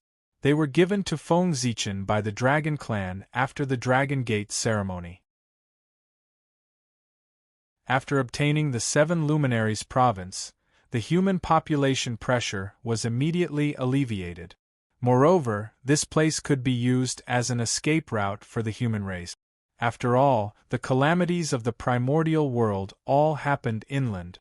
On the other side, Feng Zichen and Yu clan were discussing the future of the humankind. On the other side, there was a huge change in the primordial world. Ever since they obtained the incense incarnation technique, the 5 elements sacred beast sent a voice transmission to the clan and ordered them to build a temple, erect a statue, spread the name of the sacred beast, gather believers from all directions and gather the incense chi. The 5 elements sacred beast were extremely powerful. Even though they were not as powerful as before, they still had great appeal. Under the Green Dragon Order, the primordial scaled beast clan respected the ancestral dragon statue above the East Sea and was worshipped by countless aquatic race day and night. Under the Vermilion Bird Order, the primordial bird clan respected the southern everlasting volcano. Incense chi surged from all parts of the primordial world like a torrent. Under the Qilin Order, the primordial beasts respected the Qilin Mountain. On the ground, endless incense chi surged towards the Qilin cliff of Kunlun Mountain, causing the eyelids of the 3 pure ones to twitch. In less than 100 years, the ancestral dragon gathered endless incense chi and condensed an incarnation to return to the primordial world. In an instant, the mighty Emperor Chi swept across the primordial world, and the image of thousands of beasts bowing appeared in the world. Countless mighty figures of the primordial world woke up from their seclusion and looked at the East Sea in shock. In the heavenly court, Dijun's face darkened when he sensed the mighty Emperor Chi. Then, a cry that shook the primordial world was heard and the vermilion bird reappeared. Before the image of thousands of beasts bowing to the heavens disappeared, the image of hundreds of birds bowing to the phoenix appeared. Before the mighty figures of the primordial world recovered from the shock of the ancestral dragon's return, they felt the vermilion bird's aura filling the primordial world. They could not help but look towards the southern everlasting volcano. At the Chilan cliff of Kunlun Mountain, the incense chi changed and turned into the appearance of the Chilan ancestor. When the Chilan ancestor appeared, the primordial world shook and a primordial 10,000 beasts picture appeared in the world. The three phenomena in the world complemented each other as if they had returned to the ancient times. At this moment, the mighty figures of the primordial world did not look at Kunlun Mountain. Instead, they looked towards the North Sea and the extreme west. The ancestral dragon, the phoenix, and the Chilan appeared one after another. Would the white tiger and the black tortoise, who were also 5 elements sacred beasts, be far away from appearing? Congratulations on returning to the primordial world. Under the Chilan cliff, the 3 pure ones looked at each other and said, "The 3 of you are too polite." The 3 pure ones were transformed from Pangu's primordial spirit and were destined saints. The Chilan ancestor did not dare to be arrogant and quickly replied. The return of the 3 clan leaders had a huge impact on the situation of the primordial world. Their attitude would affect the future of the primordial world. Therefore, many mighty figures were thinking about the purpose of their return at this time, including the 3 pure ones. Since you have returned, what plans do you have in the future? Taoist Shangqing was impatient and asked directly. I only used my incarnation to barely leave the primordial world. What plans can I have? The Chilan ancestor said with a bitter smile. The ancestral dragon and the phoenix were also incarnations? Taoist Taiching asked after hearing the Chilan ancestor's explanation. That's right. The Chilan ancestor nodded. There was no need to hide this matter. Even if he did not say it, many mighty figures would be able to guess it after pondering about it. Then why did only the 3 of you appear? What about the white tiger and the black tortoise? Taoist Yuqing asked curiously. Soon. The Chilan ancestor smiled and said, My 3 fellow Taoists, I have been guarding the primordial world for many years and have not returned for a long time. I miss my family very much. Let's part here today. I will visit you another day. Good. Since the Chilan ancestor had said so, even though the 3 pure ones had many questions, they could not persuade him to stay and could only nod. In the blink of an eye, hundreds of years had passed. Just when many mighty figures thought that the white tiger and the black tortoise would not appear, the illusory figures of the white tiger and the black tortoise appeared in the sky. One in the west and the other in the north, covering half of the sky. The white tiger and the black tortoise reappeared in the primordial world. The Qi of Gungjin and the Qi of Kuei water were restless in celebration of their return. In the early ancient times, the black tortoise and the white tiger were few in number. They belonged to the lineage of scales and the lineage of beasts. Therefore, they were not like the clan leaders of the 3 clans who had endless living beings to provide them with the Qi of incense. They were unable to condense their incarnations in a short period of time. Fortunately, the ancestral dragon and the Chilan ancestor did not forget their past friendship and shared their Qi of incense with them to help them condense their incarnations. The return of the 5 elements sacred beasts awakened the ambitions of many schemers. At that moment there were undercurrents in the primordial world. In the heavenly court, Di Jun gathered thousands of demons. On the ground, the 12 ancestral shamans gathered in the Pangu Hall. It was as if a storm was coming.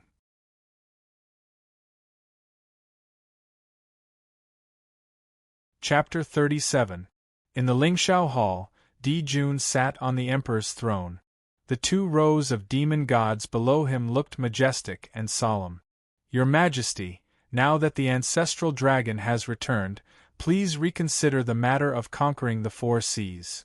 After a while, Bai Zhe bowed and said in a deep voice, Your Majesty, please reconsider.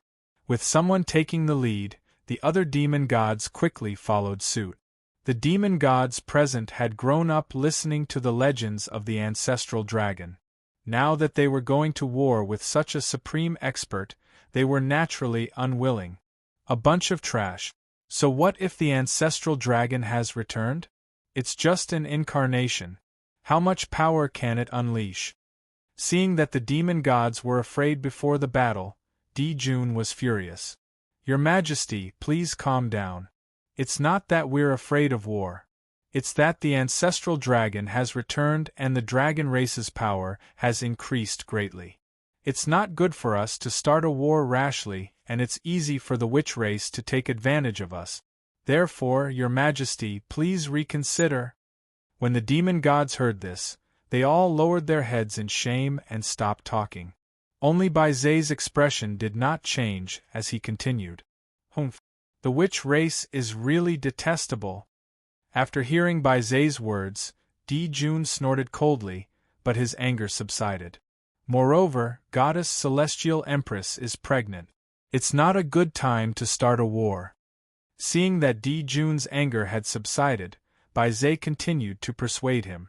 You're right. And the court. As expected, after hearing Zay's words, Jun immediately put on a smile and his anger disappeared. He waved his hand and dismissed the demon gods. In the Pangu Hall, the 12 ancestral magi gathered. Jiang and the Candle Dragon summoned the River of Time and Space together, trying to find out the impact of the appearance of the 5 elements sacred beasts on the witch race. The River of Time and Space was filled with scenes of the war between the witch race and the demon race. Jiang and the Candle Dragon were about to take a closer look when the shadow of Mount Buzhou appeared and shook them out of the River of Time and Space. The demon race? After returning from the River of Time and Space, they only saw the war between the witch race and the demon race. There were no signs of the 3 races. This has nothing to do with the witch race. Our enemy is still the demon race. Jiang and the Candle Dragon looked at each other and said to the ancestral magi, Humph.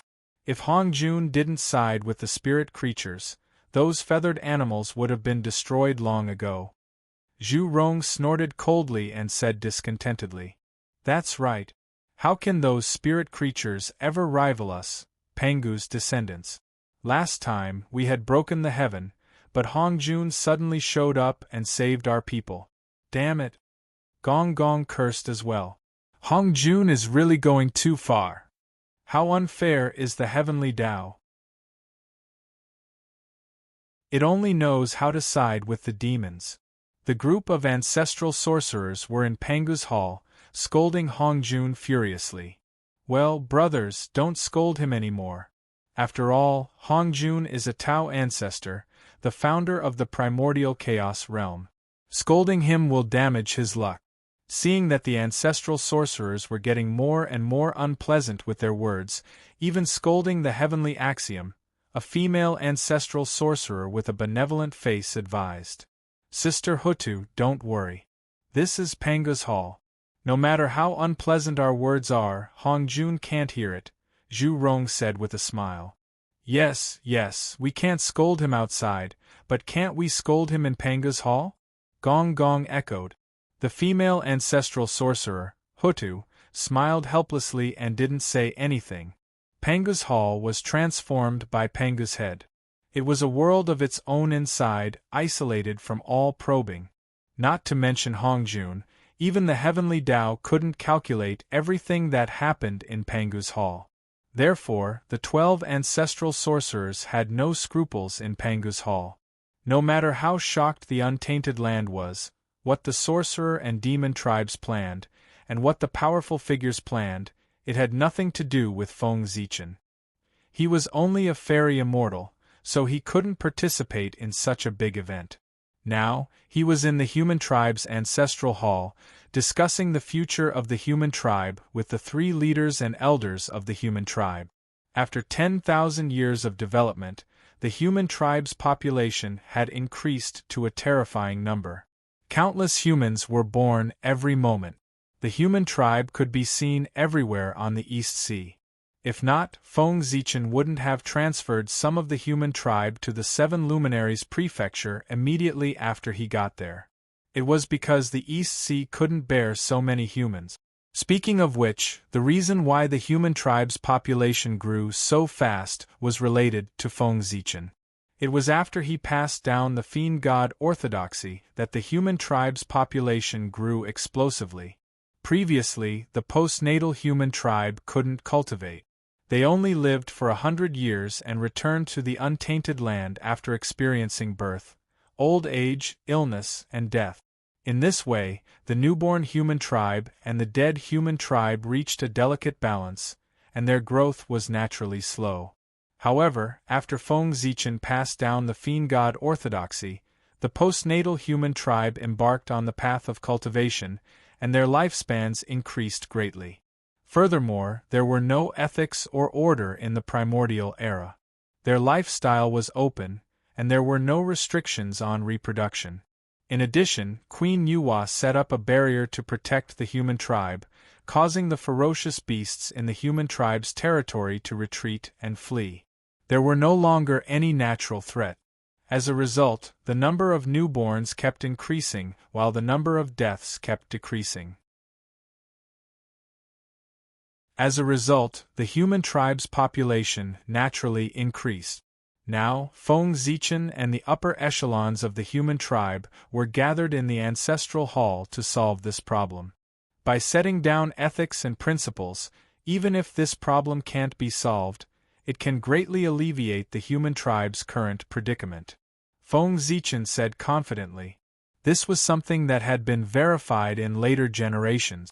It could definitely solve the human tribe's current problem. What do you mean? Everyone was puzzled. Set up a marriage ceremony so that people know their mother and father.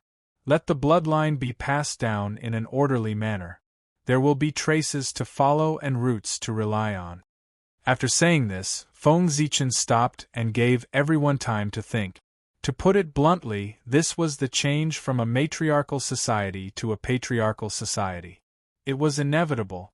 This is a good idea, but the human tribe has a large population. How can it be implemented? Although everyone agreed with Feng Zichen's idea, they felt that it was too difficult to implement and was somewhat unrealistic. With surnames as tribes, clans as bloodlines, and names as homes, the entire human tribe will be divided into 3 levels. This way, it will be much easier to manage. Feng Zichen had long expected this problem and also thought of a solution. According to his idea, the human tribe would be divided into 9 tribes, which would be ruled by 9 Tai Jinxian. Each tribe would set up a large branch, which would be ruled by human golden immortals. Each branch would set up a large family, which would be ruled by human mystic immortals. Such a division would be like a country, and it would be much more convenient to manage the human tribe. In later generations, these things were all done by Fuxi.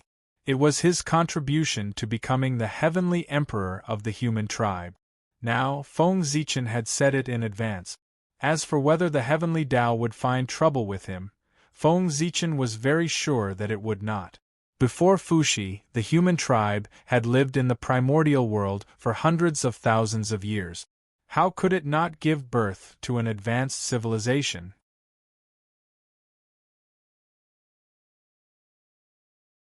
Chapter 38. The Swearen drilled wood to make fire, the Cho clan built a nest to live in, and the Zi clan made clothes to cover their bodies. The 3 of them were all people with great wisdom. How could they not think of a solution?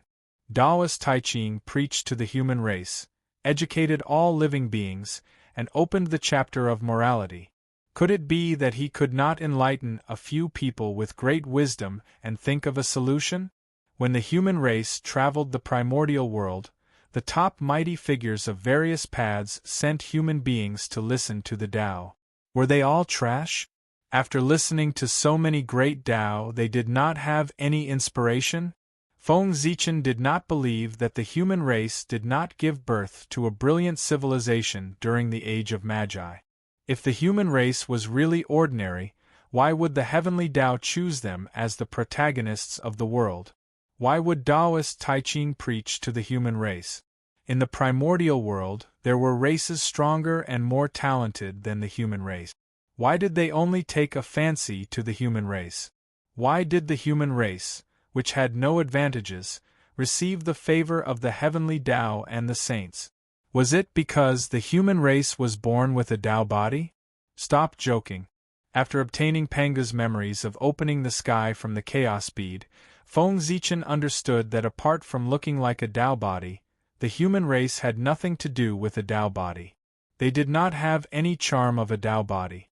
Was it because the human race was weak and easier to control? There were many races stronger than the human race in the primordial world, but there were also many races weaker than the human race. Why did he not choose them? Solo human? To be able to become the protagonists of the world in the future, the human race must have something special that attracted the attention of the heavenly Tao and the saints, allowing them to push the human race to the throne of the protagonist of the world. It was creativity. The harsh living environment, the worries of birth, old age, illness and death, and the pain of hunger and cold. Under all kinds of pressure, the human race erupted with unparalleled creativity. One miracle after another appeared in their hand. With insignificant qualifications, they cut through thorns and endured hardships to establish themselves in the primordial world. How could such a human race not create a brilliant civilization? How could they not attract the attention of the heavenly Tao? Unfortunately, in order to refine the Wu-slaughtering sword, the demons massacred the human race wantonly, causing the human race to almost be exterminated. There was a gap in civilization. That was why there was the 3 emperors' rule of the world and 5 emperors' rule in the future. Therefore, when Feng Zichen spoke of advanced knowledge, he was not worried that the heavenly Tao would find trouble with him. This was an inevitable process of the human race's development, and he was just saying it out loud. Moreover, the heavenly Tao is fair. Why would it punish you for doing something that is beneficial to the heavens and earth? Even if one was not chosen by the heavenly axiom, as long as one did what the heavenly axiom wanted to do, one would become the chosen one. Dividing the tribes wasn't something that could be done overnight. It involved many aspects. They also needed to decide on the family name and decide on the marriage ceremony. This involved many other issues. As a result, the experts of the human race became abnormally busy, and they were overwhelmed with work all day long. In comparison, Feng Zichen was much more relaxed. He was in closed-door cultivation in order to attain the mysterious immortal realm as soon as possible. As all-mouthy king, his words were clear and logical, but his actions were, therefore, after deciding on the general direction, he handed these things over to Swerin and asked them to adjust themselves, while he found an excuse to go into seclusion. In the blink of an eye, 3,000 years had passed. East Sea, Penglai Island, a sudden change occurred. A strange fragrance suddenly bloomed from the depths of Penglai Island, and an extremely strong spiritual light shot into the sky. The sky within 1,000,000 miles of Penglai Island changed color, and auspicious clouds shrouded it. Streaks of immortal light fell from the 9 heavens and turned into rain. Endless creation chi spread out and covered the entire Penglai Island. The flowers, trees, insects, fishes, birds, and beasts on the island were all enlightened by the spiritual rain and bowed towards the depths of Penglai Island. At the same time, an extremely majestic voice sounded in the sky above Penglai Island. "Thy name is Xian Qing." As soon as the voice finished speaking, a figure surrounded by immortal light walked out from the depths of Penglai Island. He wore a crown of yin and yang, and was wearing a robe of 9 heavens clear air.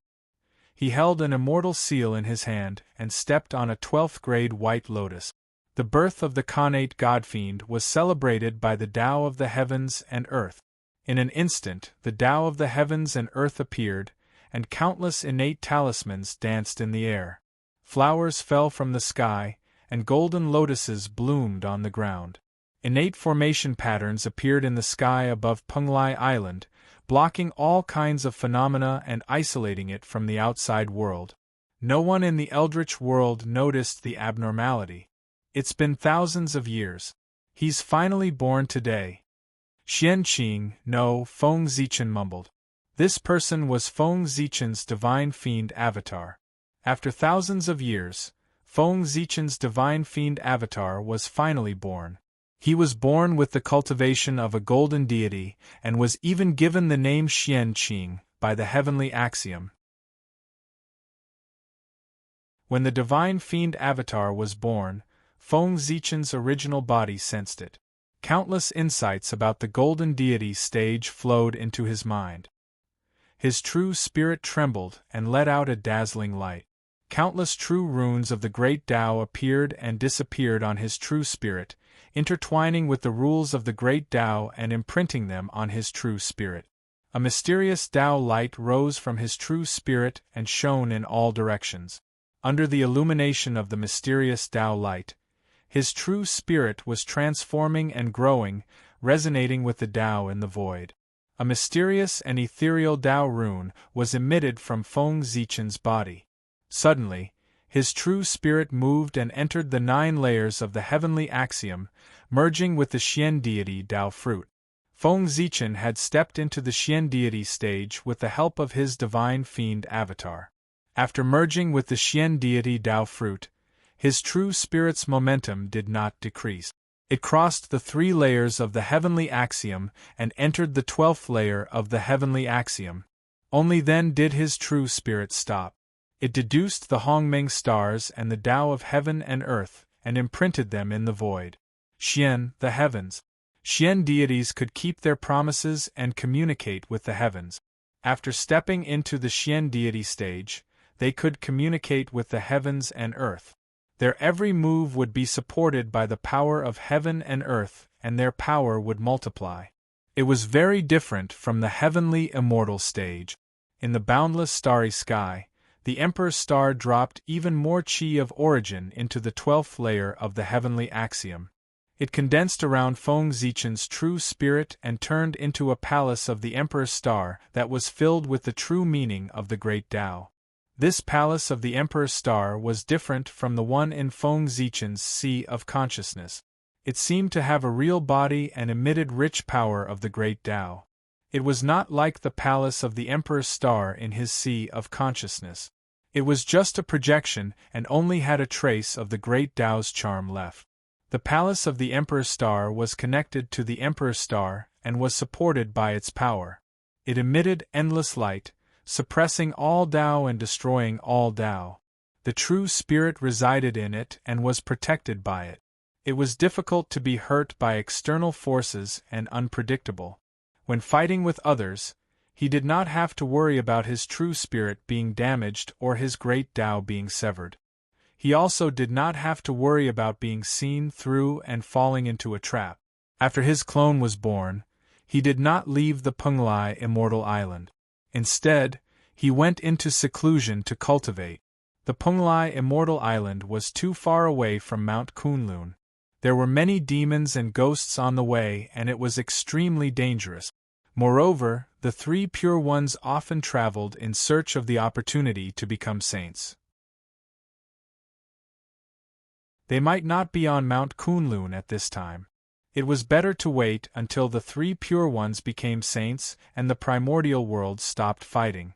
It would be safer to go and acknowledge him as his master.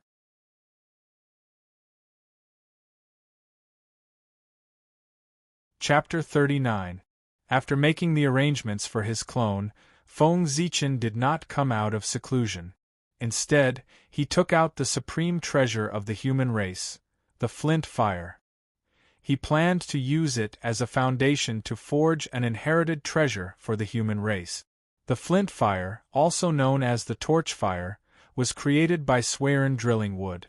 It was the first fire of the human race, the fire of their civilization, and the fire of their heritage. Its appearance opened up the human race's wisdom and lit up their civilization, allowing them to walk out of their ignorance.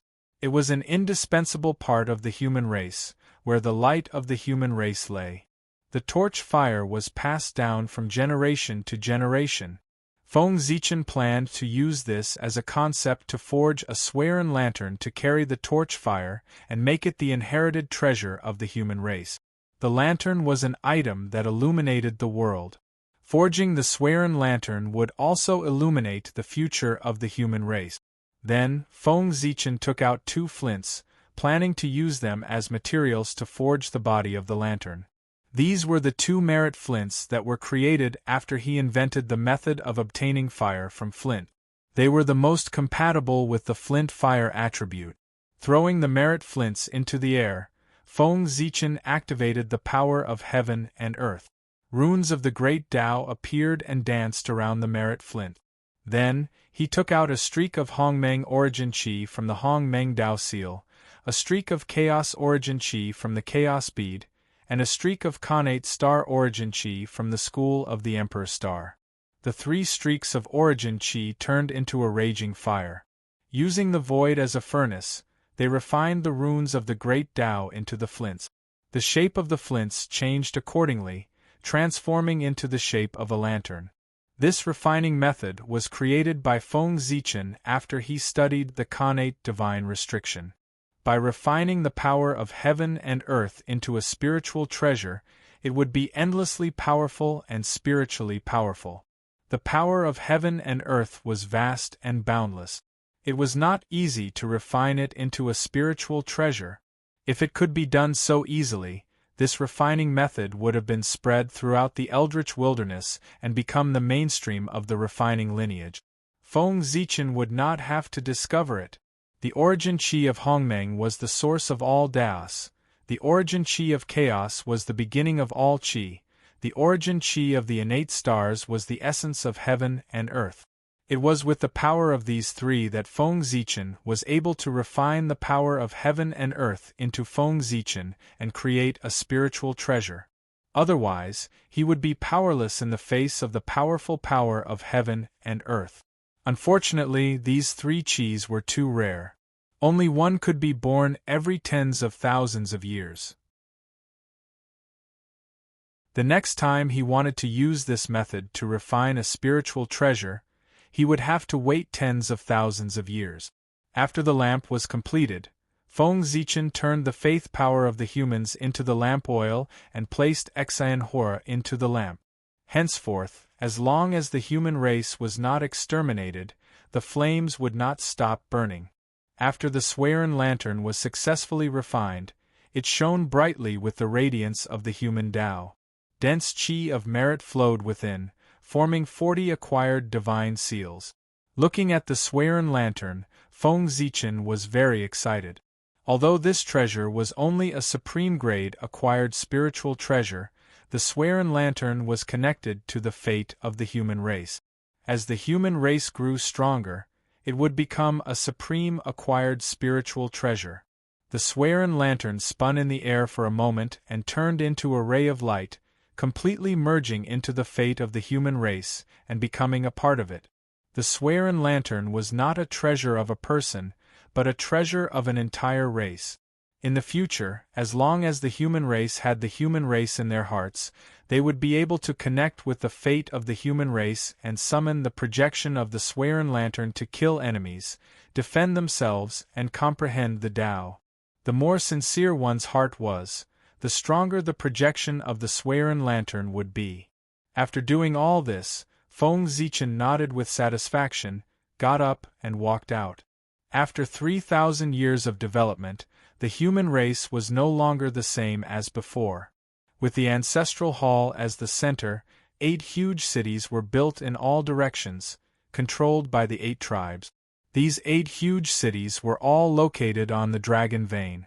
Feng Zichen had traveled all over the East Sea and used the purple star's purple star to measure the earth veins. The qi of the Dragon Vein merged with the fate of the human race, giving birth to 8 kings' qi.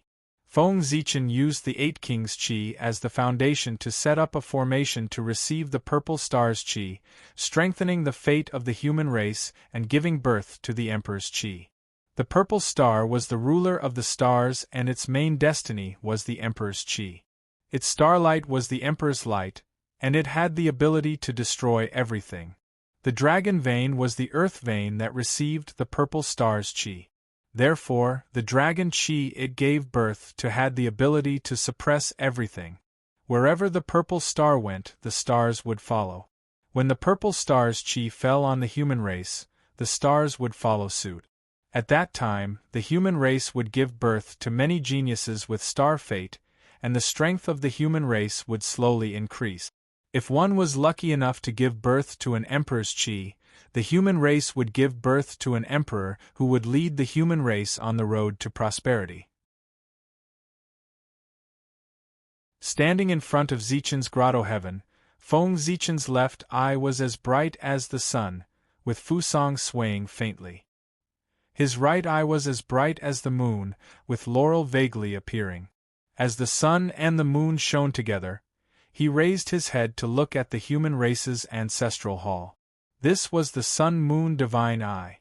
In the past, when Pangu opened the sky, his body turned into all things.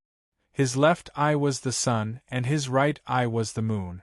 Feng Zichen's eyes evolved into the shadow of the sun and the moon, which meant that he was transforming into Pangu's body. Although there was no difference in the great Tao body, the untainted land was created by Pangu after all. In this world, Pangu's body was more favored by the heavens and earth, and it had more fate than other Tao bodies.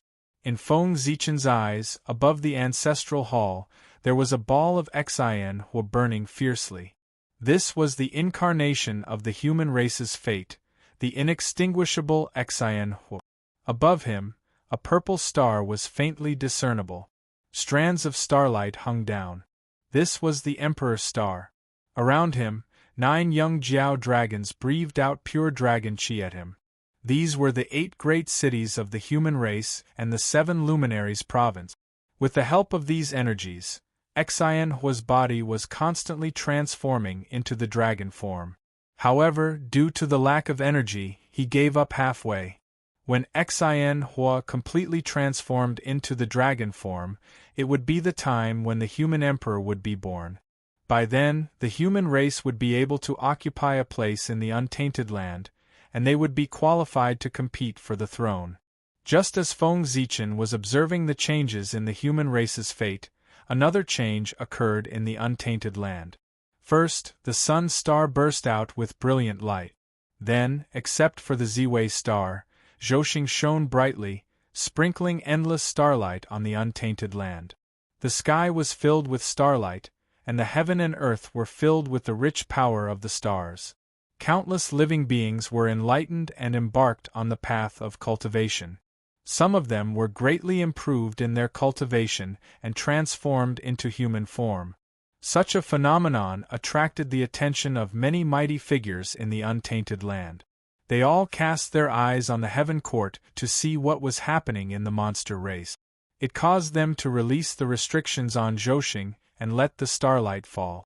One must know that ever since the monster race established the heaven court, Zhousing had been firmly controlled by the monster race.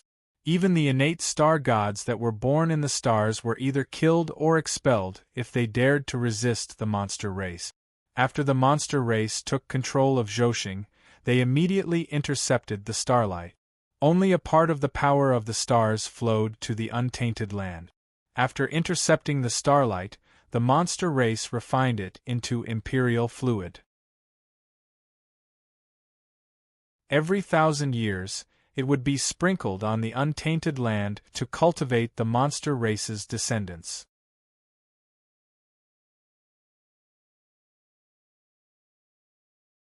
Chapter 40.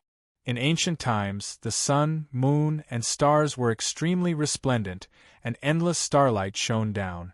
At that moment, the power of the stars was like rain on the primordial world, as if it was covered in a layer of blurry starlight. Bathed in endless starlight, in such a unique environment, all living beings in the primordial world gained intelligence. Their cultivation advanced rapidly, and countless immortals were born. However, after the demons grasped Zhousing, they sealed the starlight and intercepted the power of the stars, causing the power of the stars that filled the entire primordial world to decrease sharply. The ancient cultivation environment was not reversed. Such actions had severed the path of the great Tao of countless living beings. The demons were powerful. The living beings of the primordial world did not dare to say anything. They could only hide their resentment in their hearts. However, the heavenly Tao was fair. The demons did not care about the living beings of the primordial world and secretly intercepted the power of the stars, cutting off the cultivation path of all living beings. They naturally had endless negative karma. The heavenly Tao recorded all of that and left it for future settlement. The karma with the living beings of the primordial world was huge. When the demons were strong, they had endless luck and could be fearless. However, if the demons declined, how could they repay such karma? After the great Magi demon tribulation, the demons had been unable to recover from the setback. It was also related to that. The heavenly courts were decorated with lanterns and streamers. Jun walked around happily in his bedroom. The Dongwang Tai, who was at the side, was also smiling. Outside the bedroom, countless demon gods had gathered.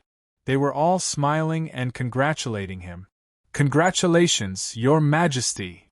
The Crown Prince has descended into the world. The sun and stars have moved. This is the sign of the heavens protecting the demons. We congratulate Your Majesty." In the hall, Emperor Jun was even happier after hearing this. He immediately said, "Don't worry about it. Today I have a descendant. This is a joy for the heavenly courts and the demons. I should congratulate the world." At that point, he paused and ordered, "From today onwards, remove the restrictions of Zhoshing and let it shine on the primordial world for 1,000 years. I will pray for my son." As soon as he finished speaking, the demon gods bowed in unison. "Your Majesty is wise." Seeing how happy Jun was, the Dongwang Tai shook his head and smiled. He did not look like a heavenly emperor at all. He took a step forward and said, "Big brother, now that your nephew has been born, why don't you let me teach him?" Compared to Jun, although Tai's status was lower, his strength was the strongest among the demon clan. Even in the entire untainted world, other than the saints, no one dared to say that they were stronger than Dongwang. Moreover, Tai had always been in charge of training heavenly soldiers in the celestial court. Many of the new generation of demon gods in the celestial court had been taught by him. From this, one could see Tai's ability to nurture his disciples. However, upon hearing Dongwang Tai's words, Jun, who was in a state of extreme excitement, suddenly froze. After a long while, he said hesitantly, "The child is still young. Let's talk about the future in the future." Tai's ability to teach his subordinates was unquestionable. However, his methods were too cruel. Having seen how Tai trained his subordinates, Jun naturally did not want his newborn child to suffer. Seeing that Tai still wanted to say something, Jun quickly interrupted, "Second brother, since you like children so much, why don't you have one yourself? Which goddess do you fancy? I'll get your sister-in-law to act as a matchmaker. With your status and strength, I don't think anyone can refuse you." However, Dongwang Tai did not buy it. He said with a cold face, "Big brother, don't change the topic. I'm discussing my nephew with you." Without waiting for Jun to reply, a cold female voice sounded, "In that case, I'll leave it to you, little uncle." It was Shiha who had heard the conversation between the two brothers and walked out of the inner room. "Very good." Seeing Shiha come out, Dongwang Tai stood up and bade farewell, leaving the place to the couple. "Your Majesty is so muddle-headed. Countless living beings in the untainted world want to be taught by little uncle personally, but you're still hesitating. Why don't you know what to say?" As soon as Dongwang Tai left, Shiha complained to Jun, "Why aren't you recuperating in the back? Why did you come out?" Jun laughed awkwardly and stepped forward. In order to give birth to the 10 golden crows, Shiha's origin had been greatly damaged and was extremely weak. She could not use even 1% of her strength. This was also because Daluo had proved it forever and did not lose his realm. Otherwise, such consumption of origin would definitely cause him to fall from the quasi-sage level to Daluo Jinxian. That was also the reason why the 10 golden crows, although born from the womb, were all golden immortals and were not inferior to Khanate godfiends. I'm here to talk to your majesty about serious matters. I have lost a lot of my origin and need to return to the lunar star to cultivate in seclusion to make up for the loss of my origin. I'm afraid I can't stay in the heavenly courts. At this point, she has said seriously, during the time that I'm not around, your majesty, please don't start a war with the Magi. Shiha had to seal the lunar star when she went into seclusion. Zhouxing's array would not be complete, and the demons would not be a match for the Magi. Di Jun nodded solemnly to express his understanding.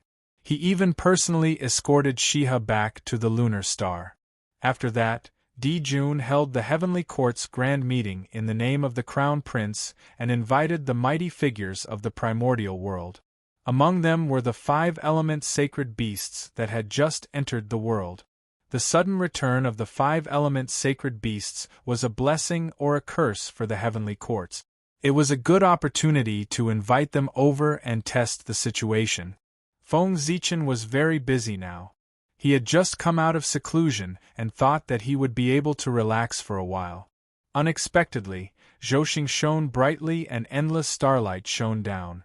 With the help of this, the living beings of the primordial world broke through one after another. Even the human race had 3 golden immortals break through to the Tai Jinxian realm. With the addition of 3 Tai Jinxian, the strength of the human race increased significantly. This was originally a joyous occasion, but the East Ocean was too small. There was no place for them to establish a tribe. Therefore, the 3 of them decided to lead a portion of the human race to migrate out and develop outward. After all, if they stayed on the East Ocean, when would the human race become stronger? This plan was unanimously agreed to by the human race. They also set up a rule. In the future, if a Tai Jinxian was born, if they wanted to establish a tribe, they had to leave the ancestral land and develop outwards. Now, Feng Zichen was busy with the migration of the human race. While searching for the dragon vein to build a city for the 3 of them, he taught them the purple star divinity.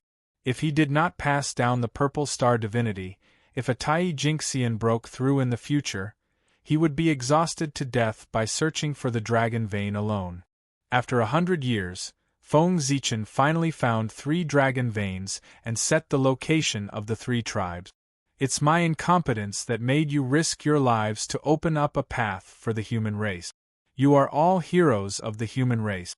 Looking at the 3 people in front of him, Suiren blamed himself. Emperor Sui, don't blame yourself. You have already done enough for the human race. This is our own choice. For the human race, we are willing to die 100 times without regret. As he spoke, under the worried gazes of the elders of the human race, the Lei, Yun, and Yu families each led a portion of the human race away from the East Ocean and walked towards the unknown primordial world.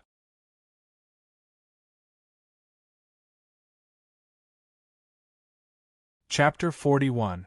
Ever since the Lei family, Yun family, and Yu family led a portion of the human race out of the ancestral land, the atmosphere of the human race had become much gloomier. However, this also stimulated many of the clansmen, forcing them to work hard in their cultivation and strive to become stronger as soon as possible to get rid of the weak human race. On this day, Feng Zichen was cultivating when he suddenly sensed 2 familiar auras rushing towards him. He quickly got up to greet them. Before long, Feng Zichen saw the figures of Ao Shui and Water Dragon King. They did not maintain their dragon forms, but transformed into dragon bodies and rode on clouds. Why do you have the time to come to the human race? Seeing the 2 of them, Feng Zichen asked in confusion. After the ancestral dragon returned, he felt that the strength of the dragon race was much weaker than before, So he preached on the four seas and preached the Tao of Daluo to thousands of water clansmen. Water Dragon King, who had the cultivation of Tai Jinxian, should have received the attention of the ancestral dragon and stayed by his side to listen to his preaching. Why would he have the time to come to the human race? As for Ao Shui, after the ancestral dragon returned, he brought her and her brother Ao with him and personally taught them. They should not have come to the human race. It's a letter from the heavenly court, inviting His Majesty the ancestral dragon to the heavenly court to participate in the event. His Majesty the ancestral dragon is not interested, so he sent the two of us as representatives to the heavenly court to participate in the event. Seeing the confusion in Feng Zichen's eyes, Water Dragon King took out a golden invitation and explained. Then Dragon Lord is? After hearing Water Dragon King's explanation, Feng Zichen was even more confused. You can just go to the heavenly court, why did you come to the human race? It's His Majesty the ancestral dragon's orders. Before leaving, His Majesty specially asked me to ask if you are willing to go. After explaining, Water Dragon King said with some envy. His Majesty the ancestral dragon is very concerned about you. This is the treatment of a dragon's descendant. How enviable! That's right. Grandfather has been praising you in front of me and my elder brother. He often says things like, the Zichen clan of the human race has a limitless future, and no dragon in the entire dragon race can compare to you.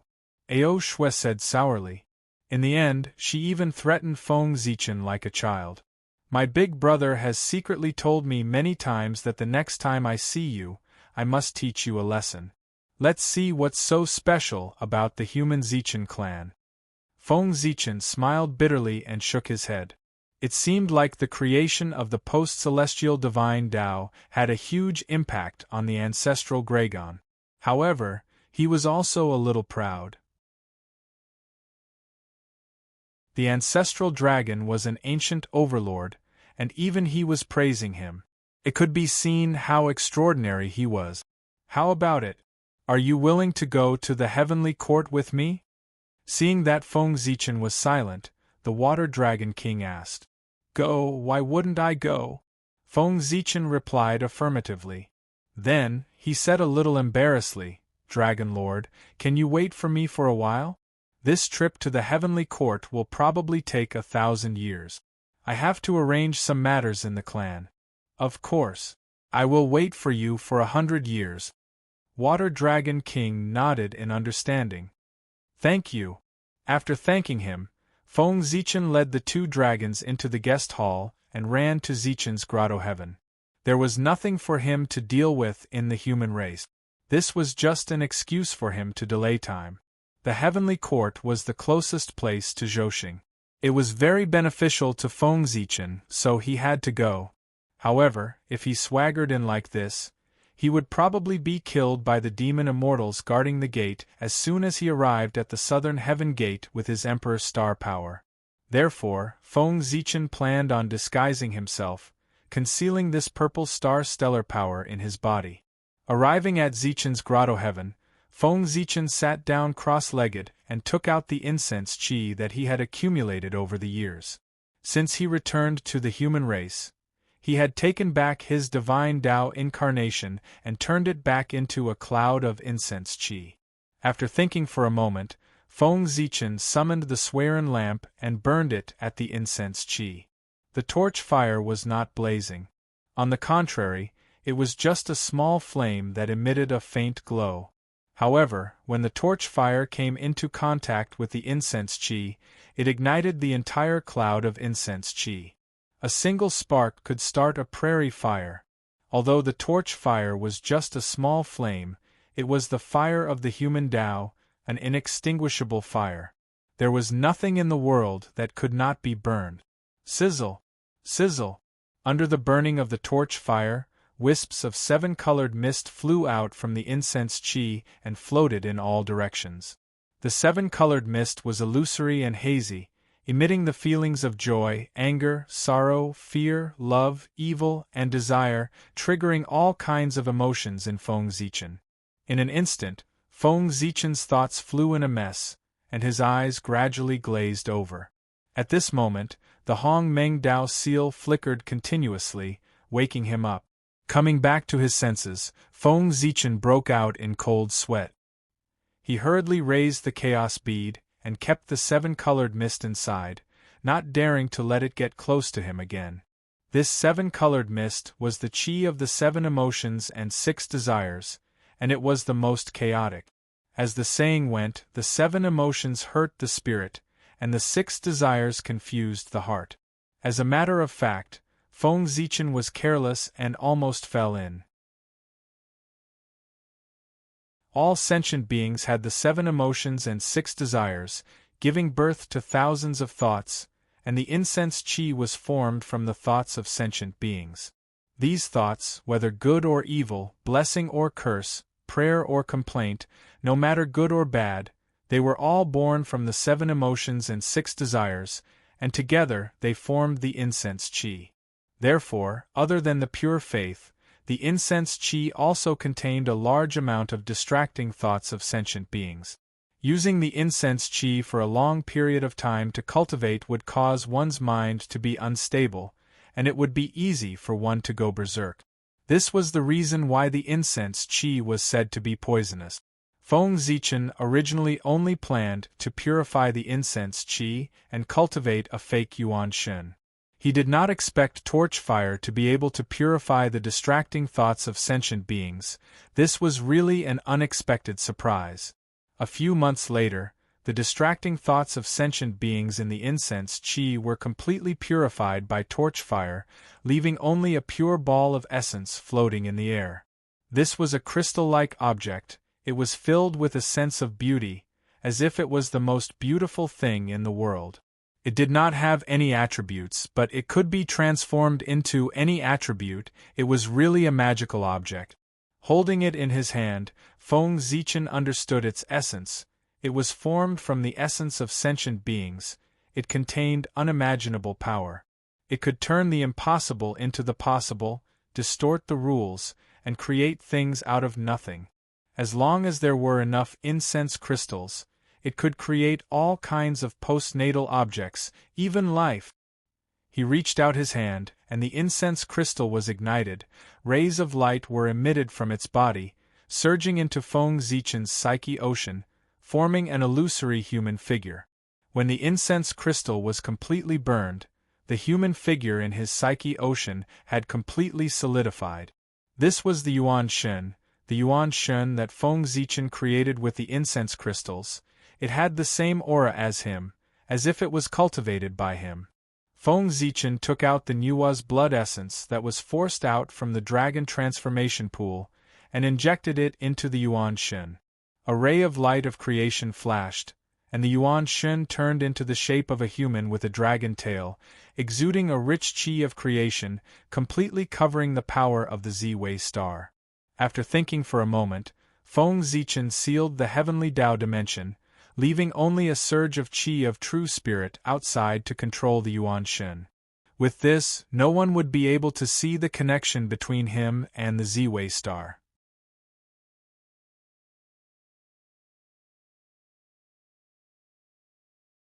Chapter 42. After doing all this, Feng Zichen calculated the time.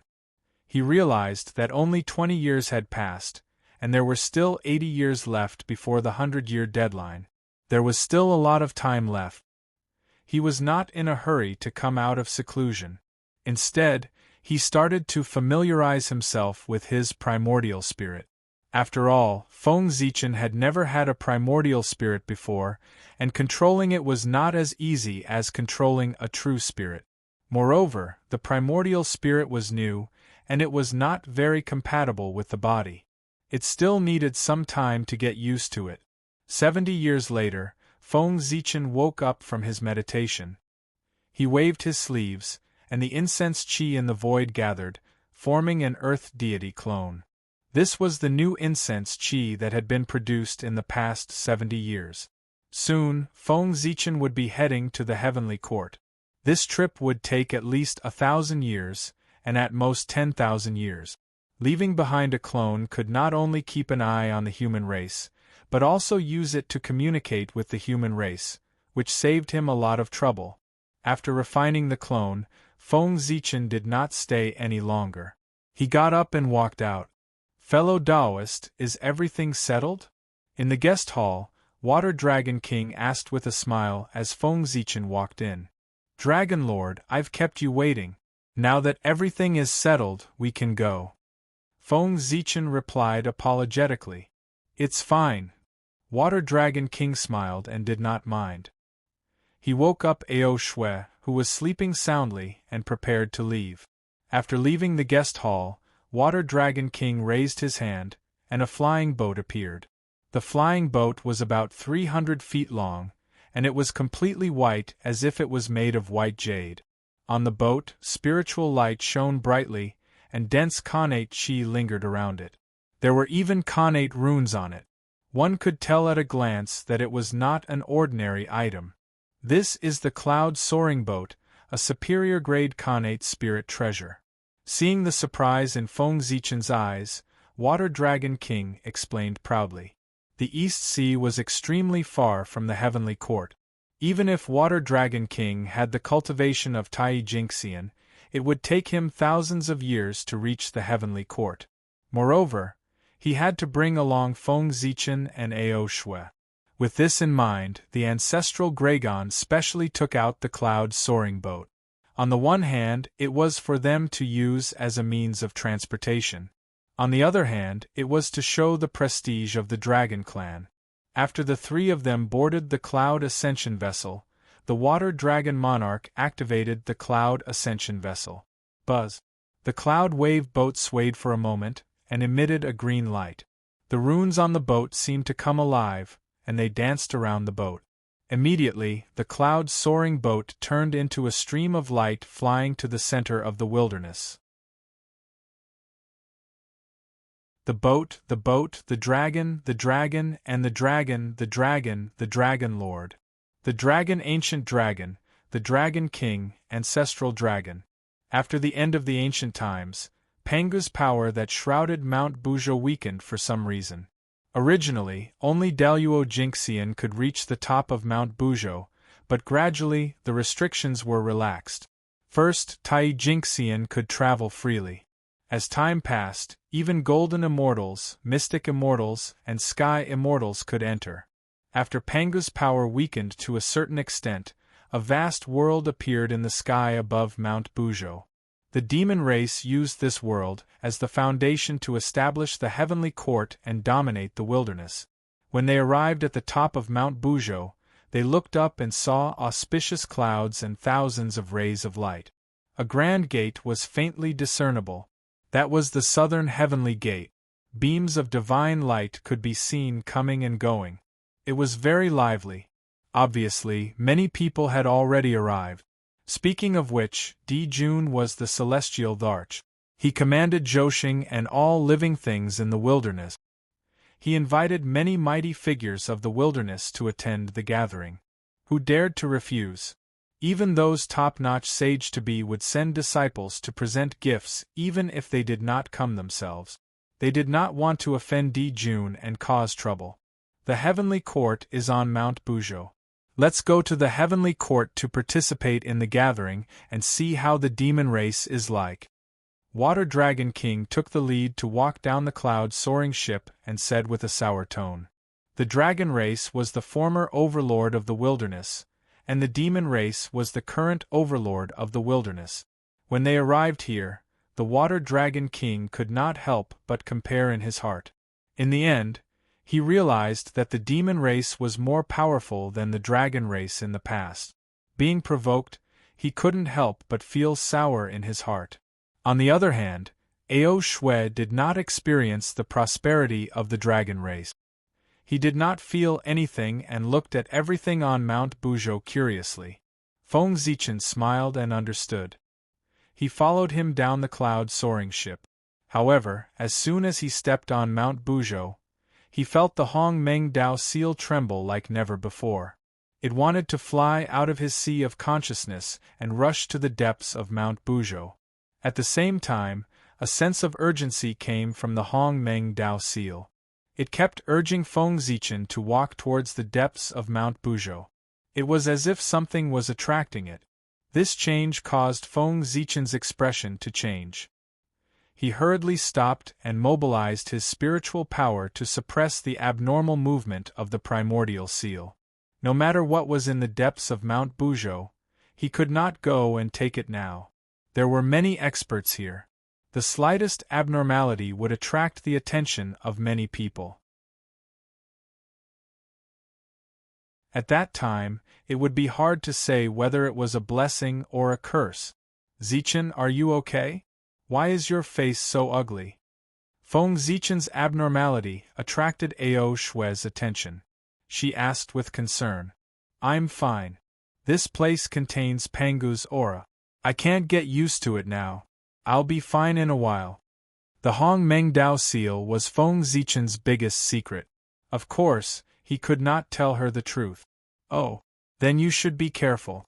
This aura is really uncomfortable. Ao Shui did not suspect anything. She already felt uncomfortable on Mount Buzhou, let alone Feng Zichen, who was weaker than her. Water Dragon King, who was walking in front, turned back to look at Feng Zichen. He was not as naive as Ao Shui. He was not so easily fooled. However, he did not say anything.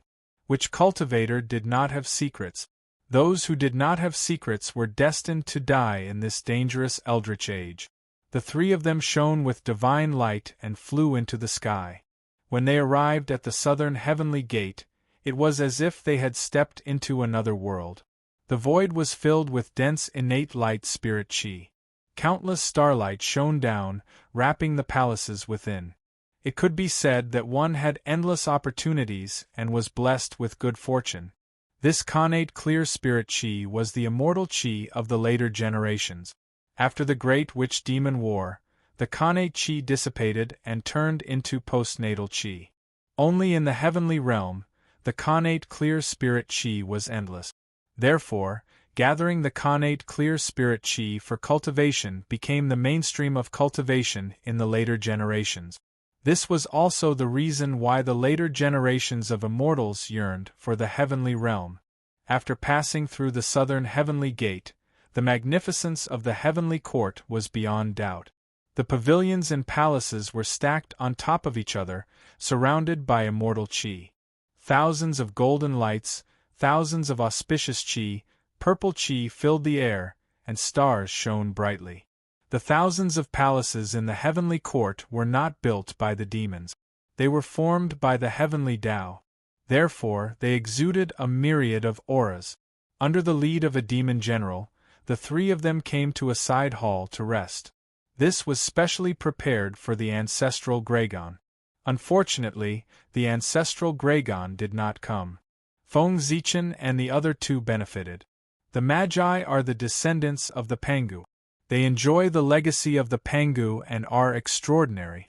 The reason why the demons can compete with them is because they have the backing of this place. In the side hall, Water Dragon King told the two of them about the secrets of the Eldritch Age.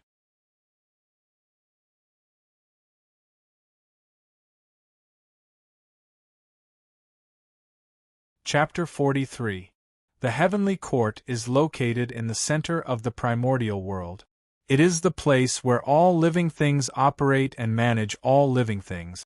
Zhouxing's luck is on the top, and the luck of the 8 directions is gathered below. It is also favored by Mount Buzhou. It is the number 1 sacred ground in the primordial world.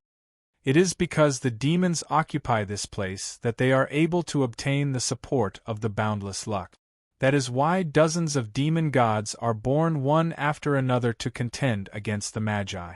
Hearing Water Dragon King's words, Feng Zichen's mind was filled with thoughts.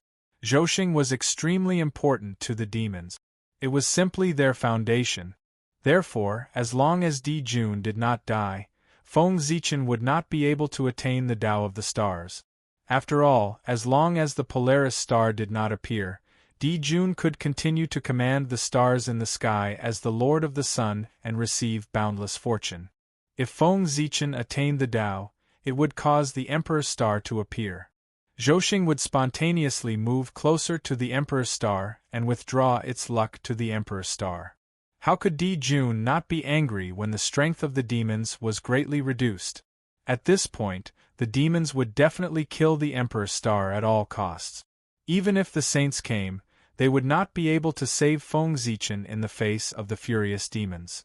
However, after the Magi and demons' calamity, the top experts of the Magi and demons would perish together and fall into a deep sleep. Although top experts like Di Jun should have left behind countless backup plans to ensure that they could return in a short period of time. However, it was not easy to eliminate the top experts of the primordial world. How could the saints let them return so easily? They would definitely set up layers of obstacles to delay their return. It would be best if they never returned. At that time, it would be Feng Zichen's chance to attain the Tao. A few years later, Ao Shui and Water Dragon King went to the Lingshao Hall to participate in the meeting. Feng Zichen had a problem with his body and stayed in seclusion in the hall. This was not his excuse. There was really something wrong with his body. Ever since he came to the heavenly court, Feng Zichen felt that there was something calling out to him in the boundless starry sky, causing him to feel uneasy. Ao Shui and Water Dragon King noticed his abnormal mood and were worried about his health, so they let him rest here. As for the thing that was calling out to him, Feng Zichen initially thought that it was the North Star. But after thinking about it, he rejected the idea. Within the space of the heavenly Tao, the true spirit was connected to the Emperor's star. If the Emperor's star wanted to call out to him, it could have directly sent down a strand of starlight from the heavenly Tao space. There was no need to go through so much trouble. However, the boundless starry sky was an important place for the demon race and was isolated by the heavens. Without Di Jun's permission, no one was allowed to enter. Even if Feng Zichen wanted to explore the starry sky, he did not have the ability to break through the sky screen. But if he didn't investigate, that thing would keep calling out to Feng Zichen, making it impossible for him to calm down. Just like that, Feng Zichen, who had been in seclusion for several months, couldn't help but come out. He planned to relax in the heaven realm and get rid of his depression. As the center of the primordial world, the heaven realm was huge. It was countless times larger than the major kiliacosm created by the saint. The heavenly court was located in the center of the heaven realm and occupied an extremely small part. Unlike the 33 levels of heaven in the future, the heaven realm had not been affected by the battle between the shamans and demons and had not been destroyed. It was still a whole and was divided into 9 fields. There were 9 fields in the sky, which were called the center and 4 corners. The center was called June Sky, the east was called Sang Sky, the northeast was called Change Sky, the north was called Xian Sky, the northwest was called Yu Sky, the west was called Hao Sky, the southwest was called Zhu Sky, the south was called Yen Sky, and the southeast was called Yang Sky. As Di Jun ruled over the Great Sky, the Heavenly Court Conference was held in the Great Sky. Feng Zichen was currently in the Great Sky. After leaving the Heavenly Court, Feng Zichen casually found a direction and began to fly aimlessly. Now that the mighty figures of the primordial world were gathered in the Heavenly Court, who would dare to cause trouble in the Heaven Realm? Thus, the defenses in the Heaven Realm were a little lax.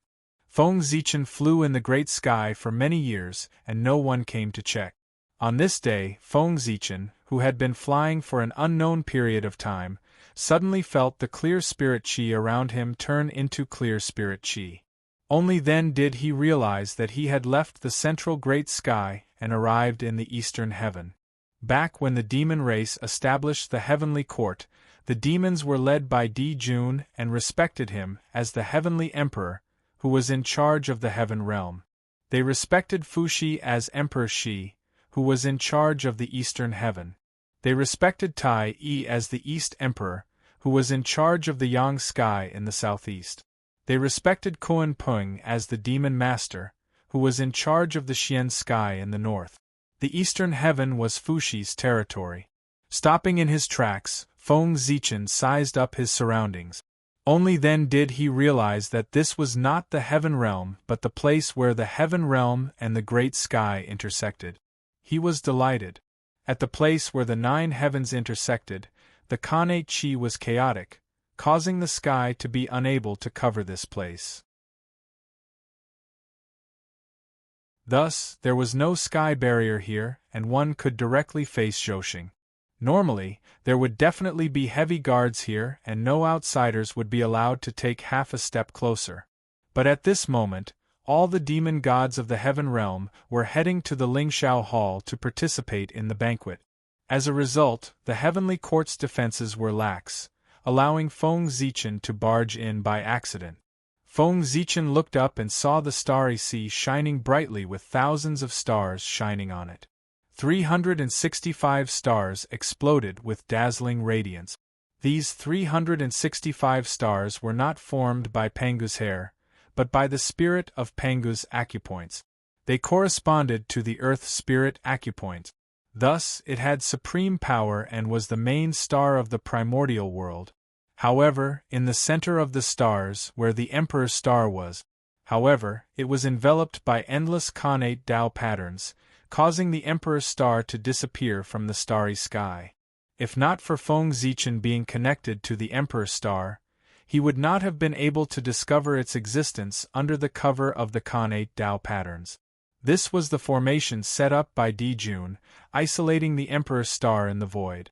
It made it impossible for others to sense the existence of the Emperor's star, cutting off the possibility of the Emperor's Star Lord being born. In such close contact with Zhousing, the divine apertures in Feng Zichen's body glowed and corresponded to Zhousing. Gods walked out of the divine apertures and bathed in the starlight, producing all kinds of great Tao runes. The call from the starry sky became even stronger. It was like a voice that kept echoing in his mind, urging him to go into the starry sky. Feng Zichen was a little hesitant. The defense of this place was lax. It was not like there was no one guarding it. If he stepped into the starry sky, the demon generals guarding this place would be able to sense that someone had intruded even if they were blind. At that time, it would be difficult for him to escape even if he got the treasure. While Feng Zichen was still weighing the pros and cons, the treasure in the starry sky could not wait any longer. Seeing that he had not stepped into the starry sky, it swept up a stream of Khanate star origin Qi and flew towards him. Seeing a stream of light flying towards him, Feng Zichen subconsciously caught it. He felt something warm in his hand. Looking down, he saw a pearl wrapped in a stream of innate star origin Qi, spinning in his hand. Oh no! Seeing this pearl, Feng Zichen realized what had happened. He roared in his heart and turned to run. He did not even have time to check the origin of the pearl.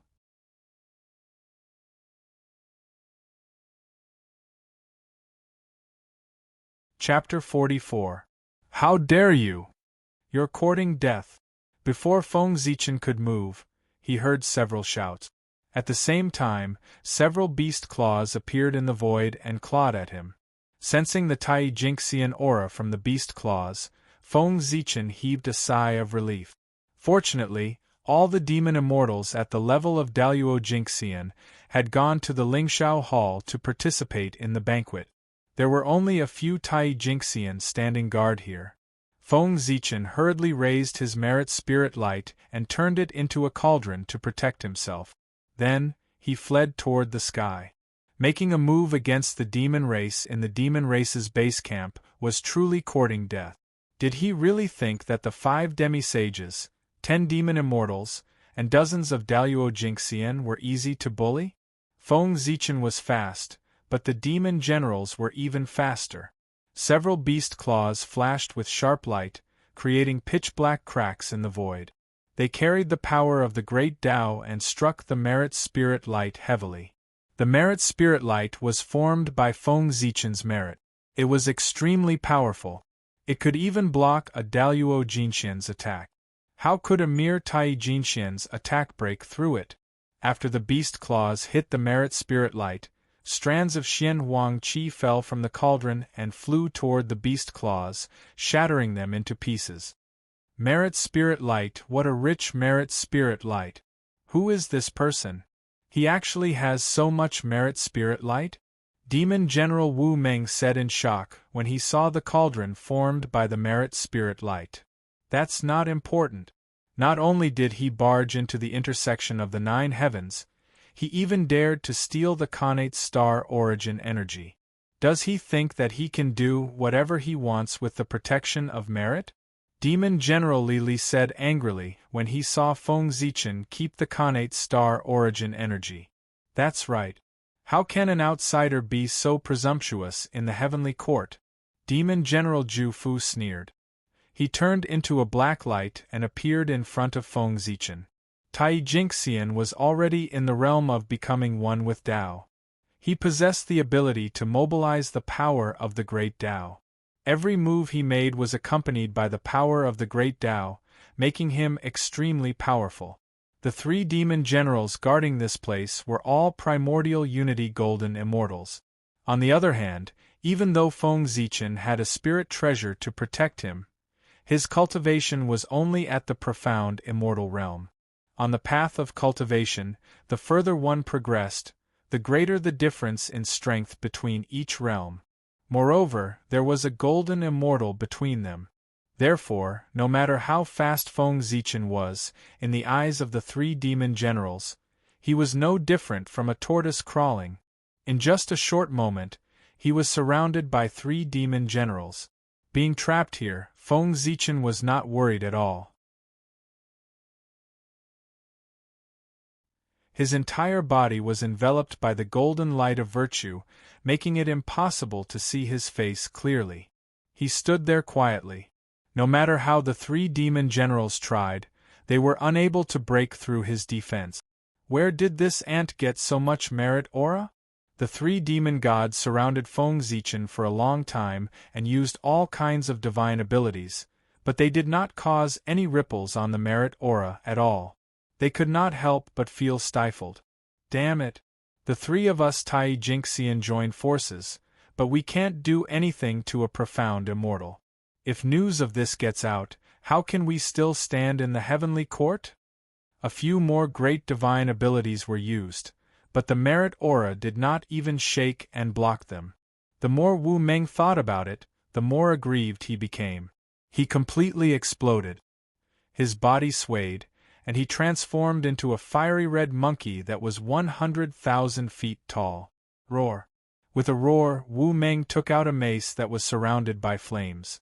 It emitted thousands of rays of light and smashed towards Feng Zichen. Immediately, the space began to tremble as if it could not withstand the power of the mace, and was about to shatter. On the mace, the fire was unknown. It emitted an aura that could burn everything. It distorted the void and ignited the laws. Unfortunately, the defense of the merit aura was Daluo's level. No matter how strong Wu Meng's power was, it was only Tai Jingxian, far from Daluo's realm. It could not break through the defense of the merit aura. Tai Jingxian and Daluo Jingxian were only 1 realm apart, but the difference was like heaven and earth. Tai Jingxian could only borrow the power of the great Tao, while Daluo Jingxian was the embodiment of the great Tao. Tai Jingxian's true spirit was immortal and had an endless lifespan, while Daluo Jingxian was immortal and indestructible. The difference between Tai Jingxian and Daluo Jingxian could not be described with words. No matter how strong Tai Jingxian was, they were like ants in Daluo's eyes. Daluo Jingxian's attack could mobilize the power of the past, present, future, and countless space-time that belonged to him. It was equivalent to countless copies of himself attacking together. How could a primordial unity golden immortal resist such power? After his attack failed, Wu Meng fell into a rage. He fiercely raised his mace and smashed it at Feng Zichen again and again. Wu Meng, calm down. Seeing Wu Meng go crazy, Zhu Fu tried to persuade him. This person has the protection of merit. Ordinary methods will not be able to hurt him. Why don't we join forces and banish him to the void? Let's see how he can escape then." Hearing this, Wu Meng calmed down and panted heavily. "Okay." Lily, who had been silent all this time, could not help but praise. "This is a wonderful idea." At this moment, Feng Zichen could no longer remain calm. If they really banished him to the void, it would be troublesome if he wanted to come out again. Making up his mind, Feng Zichen planned to use the 5 elements divine light to keep them in the 5 elements realm. After he escaped, he would first remove the 5 qi in their chest. After venting his anger, he would release them. The cultivation of Tai Jingxian was to refine the 5 qi in one's chest and perfect it, reaching the realm of 5 qi unification. Removing the 5 qi in one's chest was equivalent to knocking them down to the Tai Jingxian realm. Just as the 4 of them were accumulating their Dharma powers and about to use their respective methods, suddenly a change occurred. Countless Khanate Tao patterns appeared and intersected in the void, forming the shape of the Khanate 8 trigrams and enveloping the 4 of them. The Khanate 8 trigrams were mysterious and unfathomable. As it circulated, it brought along the power of wind, thunder, water, fire, mountain, and swamp. Facing such power, the 4 of them could not resist at all and were easily suppressed. The commotion here had alarmed Fuxi, who was resting in the Shi Palace. "Greetings, Your Majesty Emperor Shi." Although Fuxi had not appeared, the Khanate 8 trigrams was his symbol. It was unique in the primordial world. Therefore, when they saw the Khanate 8 trigrams appear, the 3 demon generals hurriedly bowed. "Rise. This person is related to me. You don't have to bother about him." Accompanied by a lofty voice, a suction force came from the void and took Feng Zichen away. The 3 demons looked at each other and could not help but smile bitterly. This person was related to Emperor Shi. Why didn't he say so earlier? He had caused so much trouble for no reason. Under the guidance of this suction force, Feng Zichen entered an ancient palace, Emperor Shi's palace. "You human, you are really bold. You actually dare to come here to steal the Khanate star source energy. Do you want to die?" As soon as he landed, Feng Zichen heard Emperor Shi's teasing laughter and could not help but be stunned. In addition to obtaining the Khanate star source energy, he also obtained a pearl. Emperor Shi did not mention a word about this. Could it be that he did not notice? Thinking of this, Feng Zichen was a little excited.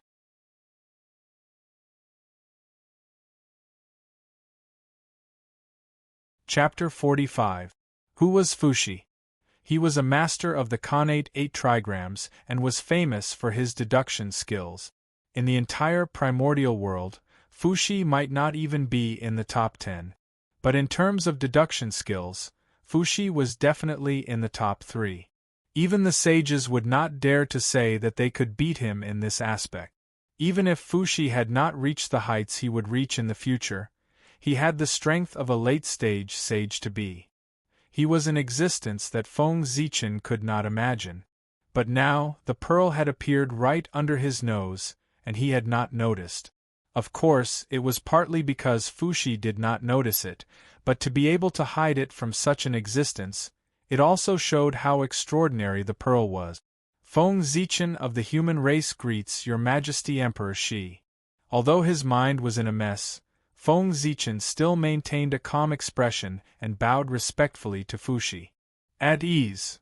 A breeze blew past and lifted Feng Zichen's bent waist, indicating that he had accepted his bow. Looking up, Feng Zichen felt that the light of the great Tao was shining in front of him. It was so bright that he could not look directly at it. Amidst the radiance of the great Tao, a pair of indifferent and distant heavenly eyes appeared. The scene of the birth and death of all things, and the change of the great Tao appeared as it quietly looked down at him. Feng Zichen hurriedly lowered his head, not daring to look at it again. This was the light of the great Tao. If one fell into it, they would have the nightmare of Tao dissolving. Since my sister created the human race, this is the first time I've seen a human. Today I see that the human race is indeed extraordinary. If you completely refine this light of merit, even if you can't become a Daluo, I'm afraid you won't be far away. After a while, Fushi said with emotion, Your Majesty, you must be joking. How can the cultivation level formed by the power of merit compare to the cultivation level obtained through hard work? That's right. No matter how good the merit is, it can only increase one's cultivation level and not one's strength. In the primordial world, strength is the most important thing. Fushi nodded, very satisfied with Feng Zichen's answer. Thank you for your advice, Your Majesty. Feng Zichen thanked him. Fushi said so much because he was afraid that Meng Qi would use the power of merit to increase his cultivation level and ruin his own cultivation path. The reason why he brought up the matter of merit was to remind him. Feng Zichen naturally wanted to thank him. The qi of merit had endless magical uses. Not only could it be used to refine weapons, it could also be used to increase one's cultivation. However, if one used the qi of virtue to raise their cultivation, they would only have a cultivation realm but not the corresponding strength. Among those in the same cultivation realm, they would be at the bottom. Such a cultivator would be able to defeat someone with a lower cultivation than him, but once he encountered a cultivator of the same cultivation level or a higher cultivation level, he would be powerless to resist. However, there were pros and cons, and vice versa. Cultivators who used the land of virtue to increase their cultivation were also known as true immortals of fortune. His entire life would be free from calamities and disasters, never falling into calamities, not easily killed. Alright, the human race and I can be considered to be fated. Since you're here, I'll teach you the innate 8 trigrams, Tao, and you'll teach it to the human race, saving me the trouble of having to travel all the way to the human race. Fushi chuckled and said to Feng Zichen, On behalf of the human race, Feng Zichen thanks Emperor Shi. When Feng Zichen heard that Fushi was going to teach him the innate 8 trigrams, he was extremely excited. The innate 8 trigrams, Tao, was the Tao of heaven and earth.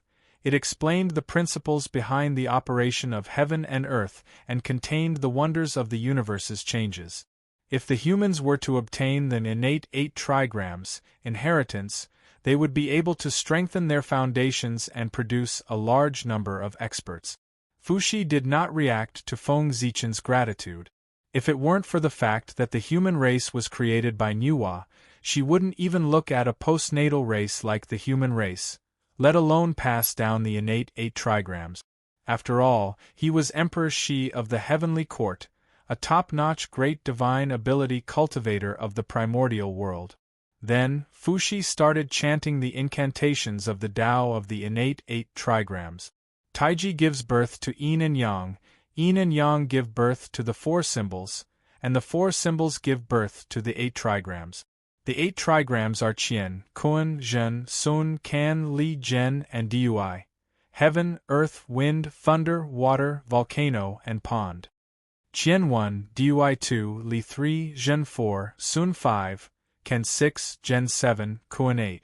Heaven and earth are fixed, mountains and lakes are connected, thunder and wind are weak, water and fire do not shoot. The 8 diagrams are wrong, those who count the past go smoothly, those who know the future go against it. Therefore, it is easy to count in reverse. Following Fushi's preaching, thousands of Tao patterns appeared in Feng Zichen's sea of consciousness, forming the shape of the 2 elements. As the yin and yang revolved, the power of Tai Yin, Xiao Yin, Tai Yang, and Xiao Yang were born, forming the 4 symbols. In the end, the 4 symbols changed again, forming the power of heaven, earth, wind, lightning, water, fire, mountains, and lakes, forming the innate 8 trigrams. After the birth of the innate 8 trigrams, it explained the principles of the operation of heaven and earth, deduced the wonders of the changes of the universe, and created the scene of the birth and death of all things. In an instant, endless principles of the great Tao surged into Feng Zichen's mind, causing his primordial spirit to undergo all kinds of changes and emit a mysterious light. Now, Feng Zichen's true spirit was locked in the space of the heavenly Tao. Therefore, all the understanding of the great Tao was reflected on his primordial spirit. After obtaining the understanding of the innate 8 trigrams, his primordial spirit with a human body and a dragon tail suddenly twisted and jumped into the innate 8 trigrams. It received the baptism of the wind and thunder of heaven and earth, water and fire, mountain and lake. Within the innate 8 trigrams, it was as if chaos had yet to be divided. Suddenly, a ray of light appeared, cutting through the chaos, giving birth to all kinds of power between heaven and earth, and swept towards Feng Zichen's primordial spirit. Under the tempering of this power, the primordial spirit with a human body and a dragon tail was on the verge of shattering. At this moment, Nua's bloodline in the depths of his primordial spirit sensed the danger of his primordial spirit and trembled. It turned into a ball of creation chi, enveloping his primordial spirit and stabilizing his primordial spirit. Under the influence of the two forces, his primordial spirit gradually shed its acquired chi and transformed into an innate primordial spirit. Strands of innate light rose from his primordial spirit, and all kinds of mysterious runes appeared on his dragon scales.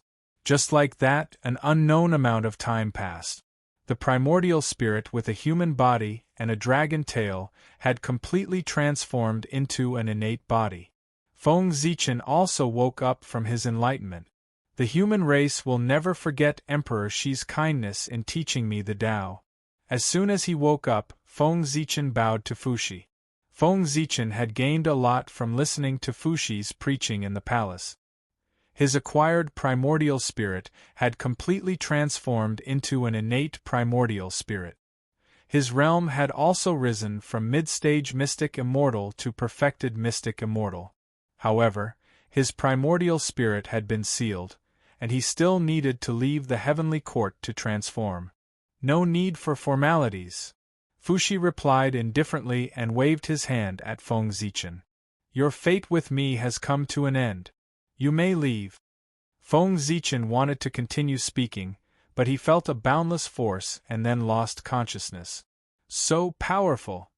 When he woke up again, Feng Zichen realized that he was already in Great Sky's palace.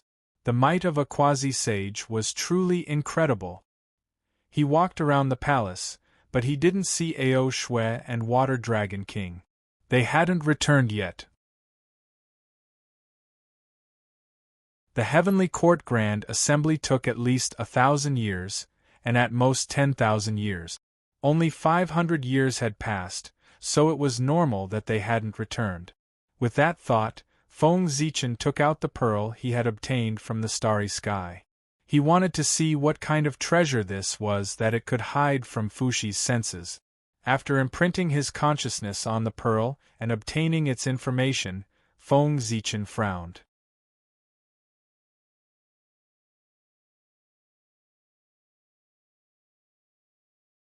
Chapter 46. The Star Pearl was a middle-grade connate spiritual treasure. It was made by combining the Chaos Bead fragments with the heavenly cycle Starlight and had 20 connate divine seals. It contained a miniature starry sky that could produce a stream of connate star origin energy every 1,000 years. It could also release the heavenly cycle Starlight to weaken one's dermic powers. However, although the Star Pearl was good, as a middle-grade connate spiritual treasure, it was not enough to hide from Fuxi's senses. Confused, Feng Zichen probed the Star Pearl with his divine perception. Inside the Star Pearl, in the center of the vast starry sky, there was a divine tree that took root and draped down strands of star chi. The divine tree was not tall, only about 10,000 feet tall. However, in Feng Zichen's eyes, it was extremely majestic, as if it filled the entire void. The divine tree's roots were extremely developed, taking root in the void as if it was connected to the endless space.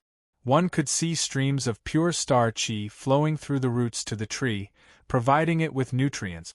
Among the countless tiny roots, there were 365 huge roots that were particularly eye-catching. From the star chi they absorbed, Feng Zichen sensed the aura of the eldritch star. The divine tree's roots crossed the layers of void and took root in the countless stars of the eldritch star. It absorbed the origin energy from the stars of the eldritch star to strengthen itself. This is the Khanate star tree? Looking at the divine tree, Feng Zichen was pleasantly surprised. This was a supreme-grade Khanate spiritual root. No wonder Fushi could not detect the star pearl. It turned out that the tree was hidden inside. As a supreme-grade Khanate spiritual root, the Khanate star tree's essence was comparable to that of a presage. In addition, the Khanate spiritual root had the ability to isolate itself from the heavens. Unless it was faded, no one could detect it. Although Fushi was strong, he was not as strong as the later generations. Naturally, he could not detect it. He did not expect to gain so much from his visit to the heavenly courts. With this tree, the strength of the human race could be further improved. With that thought, Feng Zichen quickly sat down cross-legged and moved the Khanate star tree into the chaos bead. Then, his primordial spirit entered the chaos bead and started refining the Khanate star tree with the help of the chaos chi inside. As long as he did not refine such a treasure, there was no risk of losing it. Therefore, it was better to refine it as soon as possible. Spiritual roots like the innate star tree were of extremely high quality. As soon as he took human form, his cultivation base was already at the level of a half-saint, which made him even more talented than the other innate gods. Therefore, supreme-grade Khanate spirit roots were suppressed by the heavenly Tao. Not to mention transforming into a human form, even gaining sentience was extremely difficult. Throughout the entire untainted world, most of the supreme-grade Khanate spiritual roots that appeared in the world fell into the hands of the top great divine powers of the untainted world. It was refined by him to suppress his own destiny. Only the Khanate Bodhi tree was able to materialize with the help of Taoist Jieyin. This person was Taoist Kundi, one of the 6 sages in the future. From this, it could be seen how heaven-defying the aptitude of an innate spiritual root was. Without sentience, refining the Khanate stellar tree was much easier than refining Khanate numinous treasures. With the help of the Chaos Chi, Feng Zichen managed to leave his mark on the innate star tree in just 100 years. As the Khanate star tree came under Feng Zichen's control, a memory from the Chaos era flowed into Feng Zichen's mind. In the chaos, a terrifying battle broke out. The 3,000 demon gods used all kinds of great Tao techniques and attacked Pangu together. Pangu stood on the Chaos Green Lotus, which emitted a dazzling green light and blocked all the divine technique. Then, he swung his giant axe and hacked at the Chaos demon gods. A beam of axe light broke through the chaos, divided the yin and yang, and evolved into all things. Several Chaos demon gods were hit by the axe light. Their true spirits collapsed and their bodies collapsed, fusing into the new world. One of the demon gods that was wrapped in starlight flew out a ball of origin and fell into the starry sky when his body was destroyed. Not long after, the Chaos era was created. Pangu transformed into all things and Zhoshing was born. At this time, the Chaos demon god's origin appeared in the starry sky. He took the opportunity to plunder Zhoshing's origin and strengthen himself. He wanted to transform into an innate god and descend into the Chaos era. Suddenly, a beam of axe light appeared out of nowhere and slashed into the starry sky. Pangu! A sorrowful roar sounded. The star demon god's consciousness was wiped out. Only a ball of demon god's origin was left, fusing with Zhoshing's origin, turning into a seed and hiding in the starry sky. The scene ended here. After sealing the memories in the depths of his spiritual ocean, Feng Zichen let out a long sigh of relief. Watching a battle at the level of Daluo was a great opportunity accompanied by great danger. The slightest carelessness could lead to Tao destruction. Therefore, every time Feng Zichen watched a battle at this level, he only took a cursory glance and did not dare to delve too deeply into it. After transmitting the memories of the Chaos Era, the Khanate Star Tree shook. Countless inheritances of the Tao of Stars emerged from it and surged towards Feng Zichen. These inheritances included not only the Tao of Zhoshing of the Chaos Era, but also the Tao of Stars of the Star Demon God. For a moment, Feng Zichen was completely attracted by the Tao of Stars and fell into a state of enlightenment. In the blink of an eye, thousands of years had passed. I didn't expect the Khanate Star Tree to be formed by the Star Demon God and Zhoshing's origin. It contains the Tao of Stars. What a pleasant surprise! Waking up from his meditation, Feng Zichen's face was full of joy. After refining the Khanate Star Tree, its various functions and origins automatically appeared in Feng Zichen's mind. The Khanate Star Tree could absorb the endless power of the stars and carry a trace of Zhoshing's luck. Obtaining it could strengthen one's own luck and conceal one's fate. Every 1 yuanhui, 365 star fruits would be born, corresponding to the Chaos Era's main star. As long as one ate the star fruits, they could transform into the star body of the corresponding star and mobilize part of the star's power. Unfortunately, the Khanate Star Tree was only a seedling now. It could not do anything except strengthen one's own luck. Even so, Feng Zichen was still very satisfied. Not to mention the value of the supreme-grade Khanate spiritual root, just the inheritance of the Tao of Stars made this trip worth it.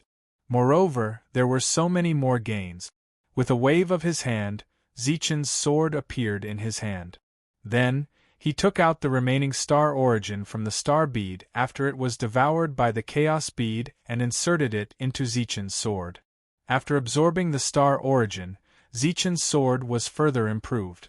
Zhoshing's shadow appeared on the sword, and the Khanate spiritual light shone brighter. Seeing this, Feng Zichen nodded in satisfaction. With the Zhoshing's shadow, Zichen's sword finally had the aura of an emperor's sword. Zichen, are you feeling better? Feng Zichen was about to test the power of Zichen's sword when Ao Shue's voice came from outside the hall, which made him stop what he was doing. He got up and walked out. I've been in seclusion for a while. I've made some gains. I'm fine now. Feng Zichen replied as he came to Ao Shue. Wow. You've broken through? How did you do it so quickly? Ao Shue was surprised to see that not only had Feng Zichen recovered, but his cultivation had also improved.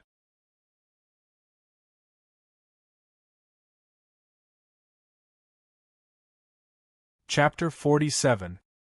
Hearing Ao Shue's words, the Water Dragon King behind her also looked at Feng Zichen curiously. When they went to the Heavenly Court Conference, Feng Zichen was only at the mid-stage of the mystic immortal realm. He had only left for 1,000 years, and he had reached the mystic immortal realm. Such a cultivation speed was truly astonishing. No wonder Ao Shue and the others were shocked. It was a coincidence. Feng Zichen smiled and briefly recounted what had happened when he was listening to the sermon in the imperial palace of Shi. Fuxi had taken the initiative to teach him the Khanate 8 trigrams. He didn't learn it secretly, so there was no need to hide it. Moreover, if he said this appropriately, he could find himself a big backer. Why not?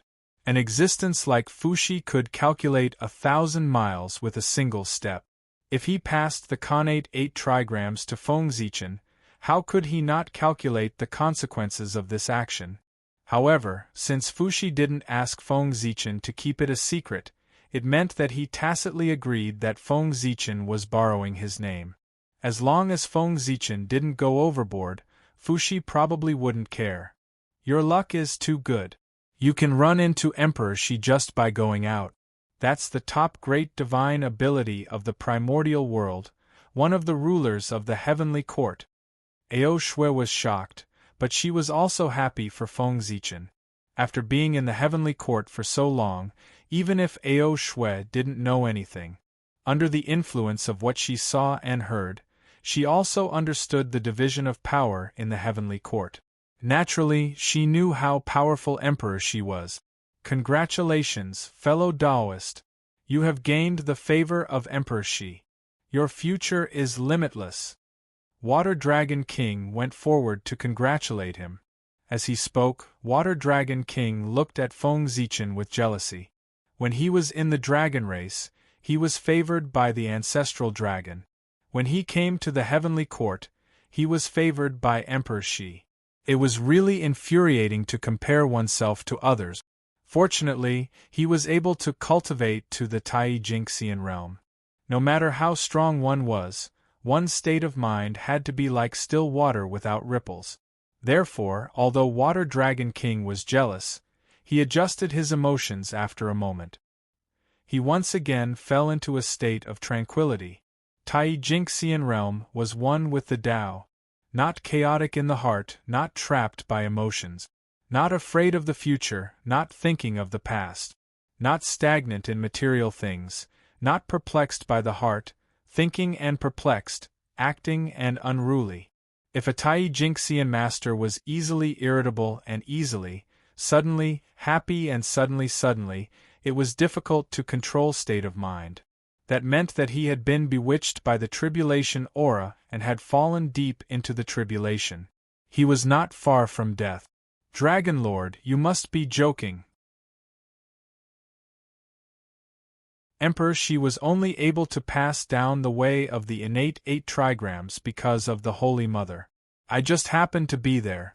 I can't be considered Emperor Shi's favor. Emperor Shi's Emperor, SS Emperor, S Emperors, Emperors, Emperor, God. Taoist fellow is. Water Dragon King chuckled. He didn't believe it. If it was really for the sake of Nuwa the human race had been born for so many years, why didn't they pass it earlier or later? Why did they only pass it down now? However, since Feng Zichen had said so, Water Dragon King naturally couldn't say anything. Zichen, what do you think this is? Ao Shui took out a hairpin surrounded by starlight and waved it in front of Feng Zichen. This is a connate spirit treasure? Feng Zichen was a little confused. He didn't remember Ao Shui having such a spirit treasure. That's right, this is the flowing light hairpin. It was born in the boundless starry sky and is a mid-grade connate spirit treasure. As it is waved, the flowing light follows. How is it? Does it look good? With that, Ao Shui waved the flowing light hairpin, and thousands of stars appeared. Like shooting stars, they dragged their tails and circled around the flowing light hairpin. It looks good. Feng Zichen replied speechlessly. A rich family was indeed a rich family. They were different from the poor. For a poor person like Feng Zichen, when he obtained a connate spirit treasure, he would pay attention to the function and power of the spirit treasure. However, Ao Shui didn't pay attention to the function or power of the connate spirit treasure. She judged it based on its beauty and ugliness. It couldn't be compared. It really couldn't be compared. This is the gift that the Heavenly Emperor gave me when I met him in the Lingshao Hall. After showing off the flowing light hairpin for a while, Ao Shui remembered to explain the origin of this spirit treasure to Feng Zichen. Ao Shui was the granddaughter of the ancestral dragon and represented him. Naturally, Di Jun had to meet her personally to show the demon race's etiquette. At the same time, the ancestral dragon didn't come himself and sent Ao Shui. It was to show that he had no intention of participating in the battle between the Magi and the demons. He was only willing to guard the 4 seas and let Di Jun be at ease. Di Jun naturally understood this. Although he had lost the 4 seas, he had also ensured that the dragon race wouldn't side with the Magi. While he was in a good mood, he casually gave Ao Shui some small toys. That's right, small toys. Connate spirit treasures like the flowing light hairpin could only be considered small toys to the demons who controlled the entire heaven realm and the boundless starry sky. As the center of the primordial universe, the heaven realm gathered the luck of the 8 directions and boundless creation. Even though it couldn't be compared to the entire primordial world, There were countless rare treasures in it.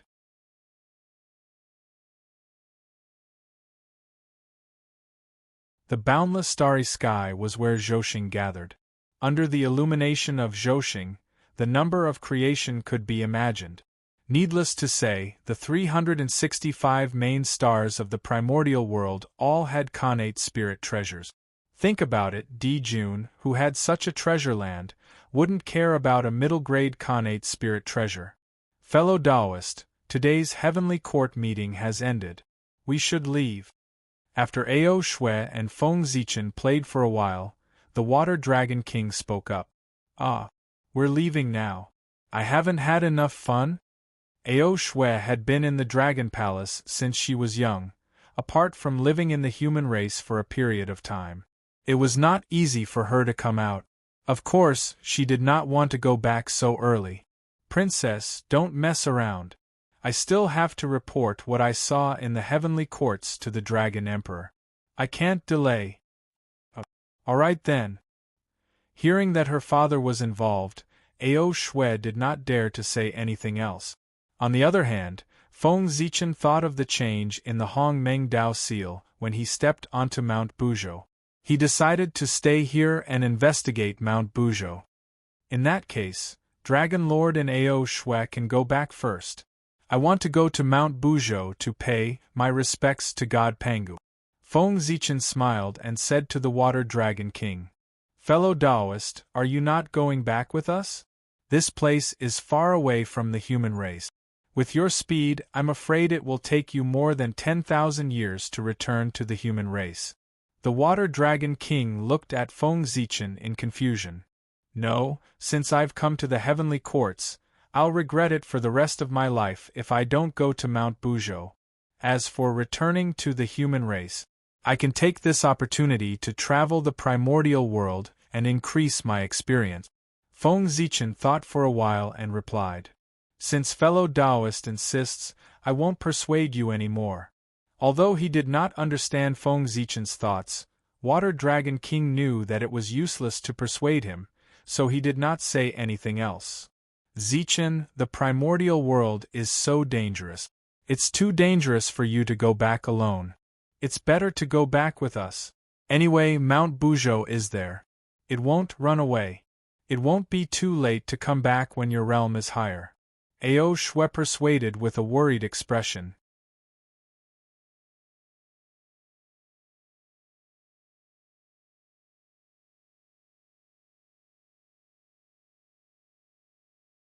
Chapter 48. Don't worry, I have the merit spirit aura to protect me. Even if a golden immortal of the great all-embracing heaven comes, I can still hold my own, Feng Zichen said to Ao Shui as the merit spirit aura rose. All right then.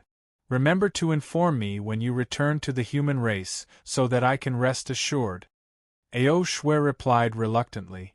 She knew about the defensive power of the light of merit. This kind of ability that was completely condensed from the chi of merit could be said to be the most extravagant ability in the Eldritch world. Its power was naturally extraordinary. Fellow cultivator, farewell.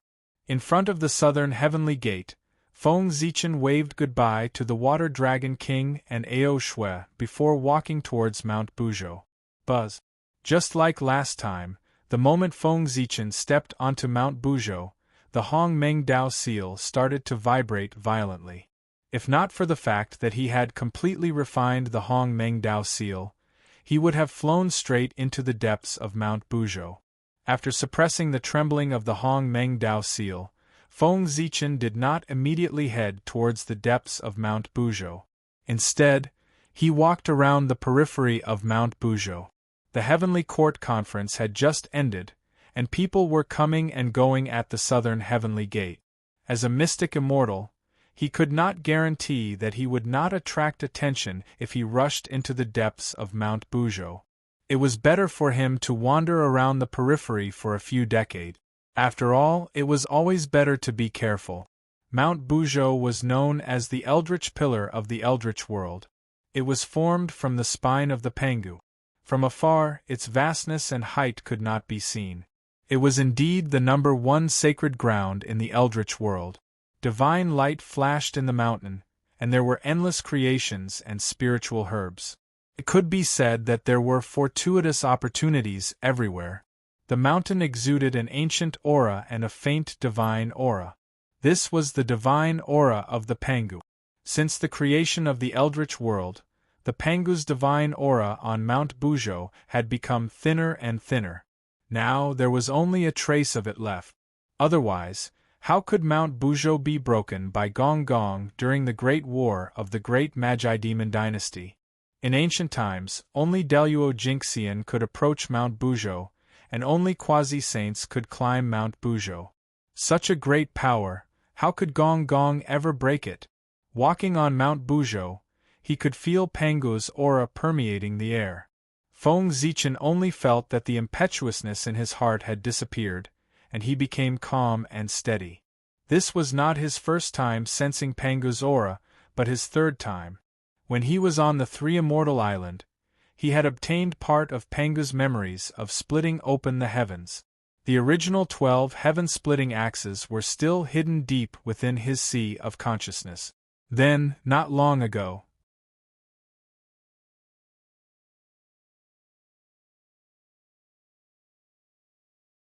from the innate star tree, he once again saw Pangu's axe light. Now, on Mount Bujo, he sensed Pangu's aura for the third time. However, this time was different from the previous two.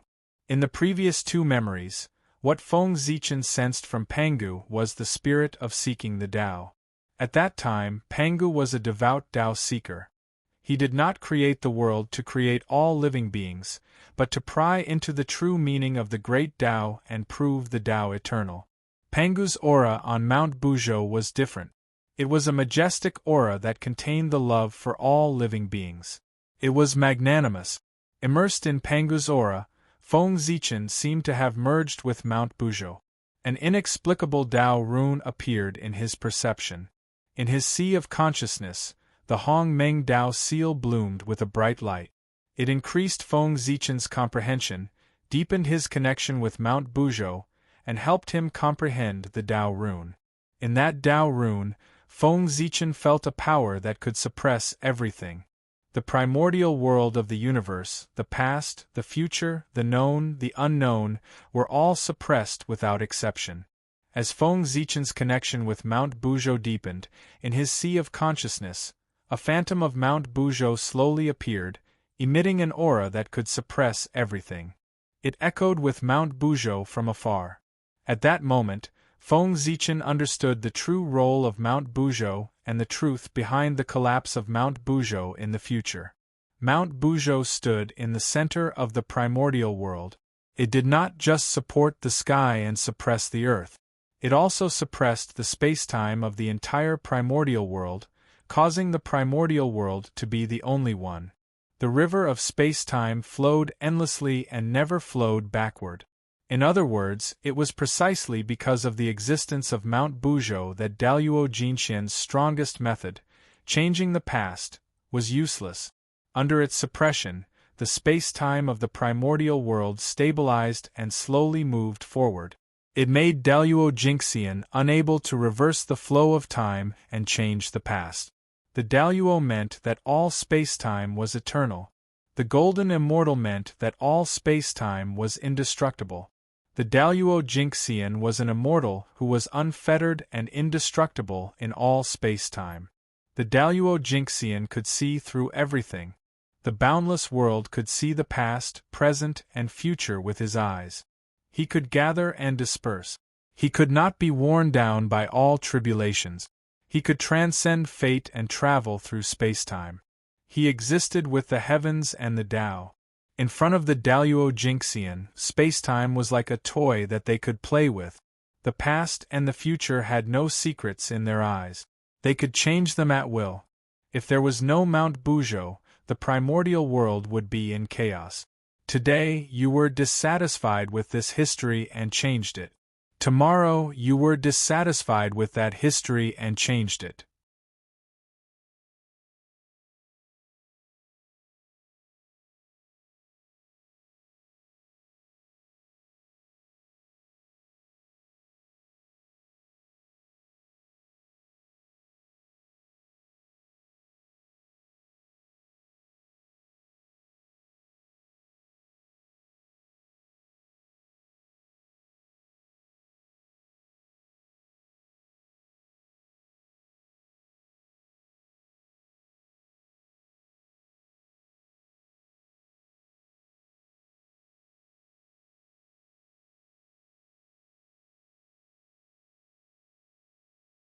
Chapter 50. It was the light that could split the heavens and earth apart. It was the light of the axe that Pangu had swung. Feng Zichen's vision turned black and he fainted. 13 streaks of axe light had broken through the seal that he had set and appeared in his sea of consciousness. Feng Zichen could not withstand the power of the axe light and fell into a coma. The Taoist rhymes of the axe light were extremely terrifying. Feng Zichen was only in the mystic immortal realm, and he could not even withstand one, let alone 13 streaks of axe light. If he had not fallen into a coma in time, he would have died under the Taoist rhymes of the axe light. After Feng Zichen fell into a coma, the Hong Meng Dao seal did not stop. It brought him past the axe light, through the layers of void, and arrived at a mysterious place. At this time, the axe light gradually calmed down and returned to the depths of his sea of consciousness. It was sealed by the chaos bead. My head hurts. After an unknown period of time, Feng Zichen was awakened by a sharp pain. He could not help but rub his head and complain. Where is this? After waking up, Feng Zichen realized that he was in a cave. The cave was extremely spacious. There were stalactites of different lengths hanging down from the ceiling, and water droplets were condensed. Divine light lingered below, and there were endless creations. There were also strands of chaotic vital energy in the air. The Hong Meng Dao seal shone slightly, and it reflected what he had experienced after he fell into a coma. It made Feng Zichen understand the cause and effect. This is the belly of Mount Buzhou? After looking through the images that the Hong Meng Dao seal had shown, Feng Zichen was extremely shocked. He did not know the origin of the cave in the Fiend Valley. The Hong Meng Dao seal followed the passage down and actually came to the belly of Mount Buzhou. It was really unbelievable. Then, Feng Zichen was overjoyed. This was the belly of Mount Buzhou, the place where endless creations gathered. There must be treasures that were born here. With this in mind, Feng Zichen hurriedly looked around. After a few steps, he saw a jade pool made of white jade, filled with a milky white liquid. Fortune Origin Liquid. Recognizing the origin of the milky white liquid, Feng Zichen exclaimed and hurriedly ran over. Although the white jade pool was only 3 feet in size, it contained an enormous amount of space. The amount of creation origin liquid inside was simply endless. The Fortune Origin Liquid was formed from the essence of the earth. It contained boundless vitality and could revive the dead. If a postnatal living being consumed the Fortune Origin Liquid for a long period of time, they would be able to transform into a sentient living being without the need to cultivate. Such supreme treasures were rare even in the great desolate Aeon. Unexpectedly, there were so many here. Drip, drip. Drops of milky white liquid dripped from the stalactites and gathered at the jade pool. That's right. Mount Buzhou is the #1 divine mountain in the primeval age, where the ancestral veins of the primeval age are located. It's not surprising that the creation origin liquid was born. Seeing this scene, Feng Zichen shook his head, as if lamenting that he was making a fuss over nothing. Then, he took out the chaos bead and kept the pool of creation origin liquid. The white jade pool was formed by the chi of the earth vein and was specially used to hold the creation origin liquid. Unless the entire earth vein was extracted, it could not be taken away. He did not have that ability. After putting away the creation origin liquid, Feng Zichen began to search around the underground cavern again. The fact that he found a supreme treasure like the creation origin liquid so easily gave him great encouragement, thinking that there were treasures everywhere. Unfortunately, he was disappointed. For several days, Feng Zichen did not find anything.